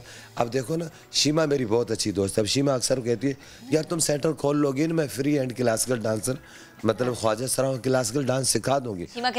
मैं मतलब शीमा, अक्सर शीमा को बोलती, शीमा वो बहुत अच्छा क्लासिकल डांस जानता है, मगर यह अजीब बात है, अगर गरीब का बच्चा नाचे ना, ये मिरासी है, कंजर है। अगर अमीर का बच्चा नाचे तो आर्ट से, क्लासिकल डांस है, तो ये चीज़ है। देखिए बात ये, किसी को भी रब्बे कायनात किसी को भी अधूरा नहीं बनाता, मगर यहाँ पे क्या है, अगर आपका बच्चा माजूर पैदा हो गया, बच्चे माजूर, आप तालीम भी दिलाएंगे, संभालें। अगर आपके घर में ख्वाजा सरा पैदा हो जाए तो रिश्तेदार भी बात, अरे भाई क्या मसला है, वो दहशत गर्द नहीं है, वो चोर नहीं है, वो डकैत नहीं है, अल्लाह की बनाई हुई मखलूक। फिर आज का दूसरा तरीका आ गया ना, बिंदिया जी, हम मतलब कुछ लोगों से मुझे ईमेल आती रहती हैं, कुछ अजीब गजीब मुझे ईमेल आती हैं, बिंदिया जी हम अगर डोनेशन कर दें, ख्वाजा सरा को मुकम्मल लड़की बना दें, मुकम्मल लड़का बना दें। अरे यार, मुकम्मल लड़के या लड़की बनाने से क्या होगा, जो उसको रब्बे कायनात ने तख्लीक किया, आप उनको काम दो, आप उनको इज्जत दो। अब एक चीज़, अब देखो ना, यहाँ अक़लियत के लिए रिजर्व सीटें, क्योंकि हमने बाहर वालों को मुंह दिखाना होता है ना, है ना। यहाँ औरतों के लिए रिजर्व सीट है, ख्वाजा सराओं के लिए रिजर्व सीट नहीं है। यही रिमल बिल्कुल अली जो अभी आई है, उसकी और मेरी रात को बात हो रही थी कि अब हम लोगों ने के सेनेट के बाहर बैठना है, हमने मतलब वहाँ पे जो है नेशनल असेंबली के बाहर मुतालबा सामने रखने कि रिजर्व सीट होनी चाहिए, 4 सूबे, हमारा ही नुमाइंदा जाए, हमारी ही बात करे, हमारे मसलों मसाइल पे बात करे। यहाँ तो अजीबो गरीब, देखो हम लोग सबकी बहुत इज्जत करते हैं, ये नहीं कि ख्वाजा सरा मैं कहती हूँ वाहिद ऐसी कम्युनिटी है हमारे में, क्रिश्चियन ख्वाजा सरा हो, हिंदू हो, सिख हो, मुस्लिम हो, हम साथ खाते हैं, साथ पीते। हम बोलते हैं इंसानियत पहले, मज़हब बाद में, ठीक है ना। और हमारे में कोई वफात कर जाए, यहाँ तो अजीबो गरीब टॉपिक के लोग हैं। बिंदिया जी आपका ख्वाजा सरा कोई मरता है उनका, आप लोगों में से अगर कोई ख्वाजा सरा रात में ले जाते हो खड़े कर, भाई अगर शबनम मौसी की फिल्म देख ली, वो हमारे पर ना थोपो। ये आम आदमी का जिस तरह होता है उस तरह दूसरों का होता है यार, आप किसी का दर्द तो महसूस करें ना। हाँ, हम लोग वैसे तो मतलब जो है ना, मैं 2013 का इलेक्शन लड़ रही थी, तो मेरे जो साथ में मशवरे देने हो मुझे कहें, बिंदिया जी ये सारे अमेरिका को बुरा भला बोल रहे हैं, ये बोल आप भी 2 अल्फाज कह दें। मैंने बोला अभी इन सबको वीज़ा मिल जाए ना, आधा पाकिस्तान खाली हो जाएगा, तुम चुप रह जाओ। जिस मुल्क के बारे में मैं गई नहीं, मुझे उससे टेंशन नहीं है, मैं उसको बुरा क्यों बोलूँ। अगर मेरी लड़ाई है जो मेरे हल्के में गटर लाइन, सीवरेज लाइन मिली हुई है, जो केएमसी हॉस्पिटल हम लोग देखते हैं सरकारी, और आप डिफेंस का चले जाए ना, जानवरों का हॉस्पिटल देखने 10 दर्जे। मैं तो लड़ाई लड़ रही हूँ कचरे के मसाइल से हल, मसाइल के हल, मगर एक ख्वाजा सरा तो ये बात समझता है, मगर सिविल सोसाइटी को अभी भी समझने में देर। अच्छा, यही सॉरी की बात करती, यही मैं पूछना चाह रहा हूँ आपसे। फॉर एग्जाम्पल बिंदिया जी, हम आज से 5 साल पीछे चले जाते हैं या 10 साल पीछे चले जाते हैं, वो टाइम जब आपने इलेक्शन लड़ा था, उस 2013 की बात फॉर एग्जाम्पल आप कर भी रही हैं, उस वक्त जो ट्रांसजेंडर कम्युनिटी को दरपेश चैलेंजेस थे और आज 2021 में कितना फ़र्क आया है। क्योंकि हमने देखा अब ट्रांसजेंडर्स कैफेस चला रहे हैं, हमने देखा कि वो एक लॉयर भी हैं, हमने देखा कि वो हुकूमत में भी हैं, हमने देखा कि मूवीज़ भी कर रहे हैं, रिमल की आपने बात मूवीज़ कर रहे हैं, और हमने ये भी देखा कि इसके साथ साथ पुलिस में भी है कि वो अपने नहीं है, पुलिस में नहीं है, पुलिस में नहीं है, पुलिस में भर्ती इस तरीके से होती है कि वो ऐलानात पर हो जाएगा, एटलीस्ट लिए जा रहे हैं, हो जाएगा। और जिस तरह भी केपी में रिसेंटली जिस तरह के बिल पास हुए हैं, उसमें भी ट्रांसजेंडर्स के हुकूक की बहुत बात हो रही है। बिल एक हम लोग जो है ना, बिल पास करा के ना और हेडलाइनें चल जाती हैं। देखो प्रेस मीडिया तो 2009 से लेके अभी तक प्रेस मीडिया साथ दे रहा है। अगर प्रेस मीडिया साथ ना होता तो आज बिंदिया राना यहाँ नहीं होती, ठीक है ना। हम थैंक्स कहते हैं पूरे पाकिस्तान की प्रेस मीडिया को, क्या वर्ल्ड की, जब मैं इलेक्शन लड़ी थी दुनिया की प्रेस मीडिया, हम उनको थैंक्स कहते हैं। मगर मसला ये है, एक चीज़ हमने जाके सेनेट में दी, रज़ा रब्बानी साहब थे पीपल्स पार्टी के, मैं उनका काफ़ी एहतराम करती हूँ। 2009 में इख्तियार में चौधरी थे और जब 2017 में गए तो सेनेटर रज़ा रब्बानी साहब थे, उसने 2 घंटे टाइम दिया। वो जो बिल कुछ लोग एतराज़ कर रहे थे ना कोयटा के, वो बिल पास हो गया, सेनेट से पास हुआ, नेशनल सदर पाकिस्तान ने साइन किया। जब उसके रेगुलर रूल नहीं बनेंगे, जब अमल दरामद नहीं होगा, कोई फ़ायदा होगा? आप बात करें उस टाइम की 2013 की और आज की, मुझे तो 2013 में आज में सिर्फ बातों में फ़र्क लग रहा है। अगर आप 20,000 ख्वाजा सरा कराची में 20,000 में से, जैसे जब प्राइवेट इदारे या मतलब दूसरे मतलब सेमी गवर्नमेंट कह लूँ, या डेली बेसिस पे किसी को रख के सिर्फ कंटोनमेंट बोर्ड ने 4 ख्वाजा सरा, वो भी हम सुप्रीम कोर्ट के क्लिफ्टन कंटोनमेंट बोर्ड ने ओके किए। बाकी आप मुझे बता दें ना कि बाकी कहाँ है। 20 ख्वाजा सराओं को काम दे के और आप मुतमईन हो जाएं कि मैंने मसला हल कर दिया, ये मसले का हल नहीं है। मसले का हल तो वज़ीर आला सिंध ने कहा कि 5% कोटा और हर कोटे में ख्वाजा सराओं के लिए। पिछले दिनों रेसन की सिंध हाई कोर्ट का फैसला आया, तो मैंने वो जब फैसला आया तो मुझे ऐसे लगा जैसे हवा का झोंका आया, क्योंकि 2009 में भी यही से हमने जश्न मनाया, ये कि क्या हुआ सेनेट में 2017 में हम बिल, अब तो हम लोग पूरी रिसर्च कर लिए सिंध के लिए, सिंध असम्बली में हम लोग बिल जमा करवाने जा रहे हैं ख्वाजा सराओं का। मगर मसला वहीं पे आ जाता है जब हम एक दूसरे के तासुरात नहीं समझते। हमारे जिया फाउंडेशन में ये नहीं है कि हमारे बोर्ड मेंबर टीजी से यंग जनरेशन है उसमें, मगर हमारे लिए एक मंशूर में है, हमारे लिए किसी औरत के साथ मसला हो, कोई उसके लिए मतलब केस हो, जेस का, हकमेर का, डिवोर्स का, कोई इसके लिए लड़ाई है तो शुद्ध, हम उनके लिए भी बच्चों, हम सब के। अब लोग बोलते हैं बिंदिया जी आप इतने सारे काम कैसे कर सकते हैं? मुख्तलिफ इदारे जो मुख्तलिफ चीज़ों पर काम करते होते हैं, हम लोगों ने उनके साथ MRU साइन कर लिया। और मैं तो ऐसी हूँ कि जब तक मसला हल नहीं हो ना, तब तक बंदे की जान नहीं छोड़ती हूँ कि भाई इंसान वो ये नहीं कि मैं एग्जीक्यूटिव डायरेक्टर हूँ, अगर मुझे अल्लाह ने इतनी इज्जत दे दी, मैं तो अपने लिए कहती हूँ कि इतना दिया सरकार ने मुझको जितनी मेरी औकात नहीं थी। मैं बिल्कुल निचले तबके की फैमिली से ताल्लुक़ रखती हूँ। हम लोग मेरे लिए कुछ नहीं सोचो, तुम अपने लिए सोचो। मैं खुद कर दूंगी। तो वो मेरा एक कज़न था, मैं फैसलाबाद जाया कर, मतलब पंजाबी राजपूत है, बड़े मौज मस्ती वाले लोग हैं ना, तो मैं अक्सर वो जाती थी तो वो मुझे देख के ना गाना गाता था मेरा कज़न, यार तुम लड़की होती तो मैं शादी कर लेती।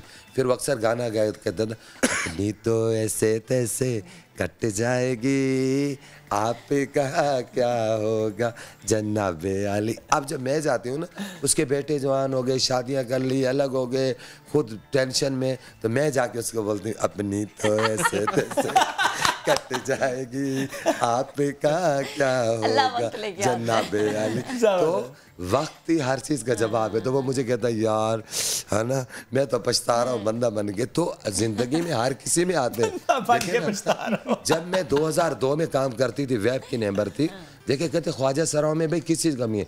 मैं पहली ख्वाजा सरा 2013 का इलेक्शन लड़ा, मैं पहली ख्वाजा सरा ड्रामा आर्टिस्ट, मैं पहली ख्वाजा सरा स्टेट शो आर्टिस्ट, मैं पहली ख्वाजा सरा जो ह्यूमन राइट्स की वफाक से भी मेंबर हूँ, सिंध से भी मेंबर हूँ। मैं पाकिस्तान की पहली ख्वाजा सरा जिसने अंदरून Sindh Balochistan free medical scam औरतों और बच्चों के ऊपर काम किया। और चैलेंज है, मैंने वहाँ काम किया जहाँ सर दर्द की गोली मिलती थी। आपका काम हमारे सामने है। बिल्कुल वक्त में बस एक लास्ट कमेंट अगर ज़ोरेश आपसे मैं लेना चाहूँ कि हालात कितने मुख्तलिफ हुए, specially in this government, Imran Khan साहब की हुकूमत ने स्टेप्स लिए, आप थोड़ा सा सेटिस्फाई हुई हैं कि चलें चीज़ें मस्त पर डायरेक्शन में जाती अब दिखाई दे रही हैं?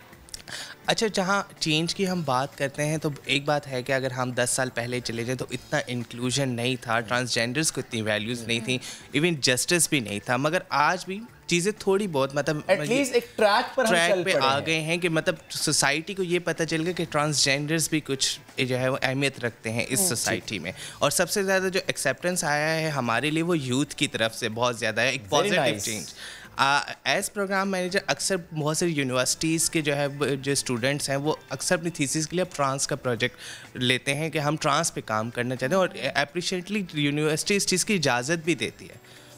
अब देखें ना, ये एक पॉजिटिविटी है कि आपका तालीम का निज़ाम ऐसा, या आप अब अपने बच्चों को तालीम ये दे रहे हैं कि आप इस पे काम करें और आप इसकी पॉजिटिविटी दुनिया को दिखाएं कि पाकिस्तान में इस पे कितना काम हो रहा है। यार फिर दूसरी बात ये भी होती है ना, लोग बोलते हैं जी आपके लोगों को ये ऐसे करते हैं कि यार हम ताली को चूंज गए। भाई हम तो मुस्कुराहटें बखेरने वाले लोग हैं, हम भाई काम भी करेंगे, हम गाएंगे भी, हम झूमेंगे भी। भाई क्या है, हाँ इमरान खान से ये चेंज हो गया, पाकिस्तान का पहला ऐसा वजीर आजम था जो हेल्थ कार्ड ख्वाजा सराओं को दिए, और अभी भी हमारे उनके साथ मुज़ाकरात चल रहे। देखें अगर हम लोग बात करें कि कानून साजी के हवाले से वो सिंध पहले नंबर पे है, जो हक की बात है, सिंध उसमें पहल करता है। मगर एक वज़ीर आज़म आया है और एक नए पाकिस्तान की वो करें। जब मैं इलेक्शन लड़ी तो सियासी बातें तो होती हैं ना, मुझे आज भी वो कुछ लोग मिलते हैं, कहती तुम बड़ी तेज़ हो। मैंने बोला क्या हुआ? बोला उस टाइम कह रही थी हम नए पाकिस्तान की बात कर रहे थे, तुम बोली थी पुराना ख्वाजा सराओं को दे दो हम सेट कर लेंगे। तो मैंने बोला देखो वही बात तुम्हारे गले पड़ी हुई है ना, अब अगर अब वही वाला सेट नहीं हो पा रहा ना कि लड़ाई झगड़े, तो हमें तो लोग बोलते हैं कि ख्वाजा सराओं की लैंग्वेज इस तरह है, बात करने का तरीका है, बिंदिया जी उनको ये सिखाएं।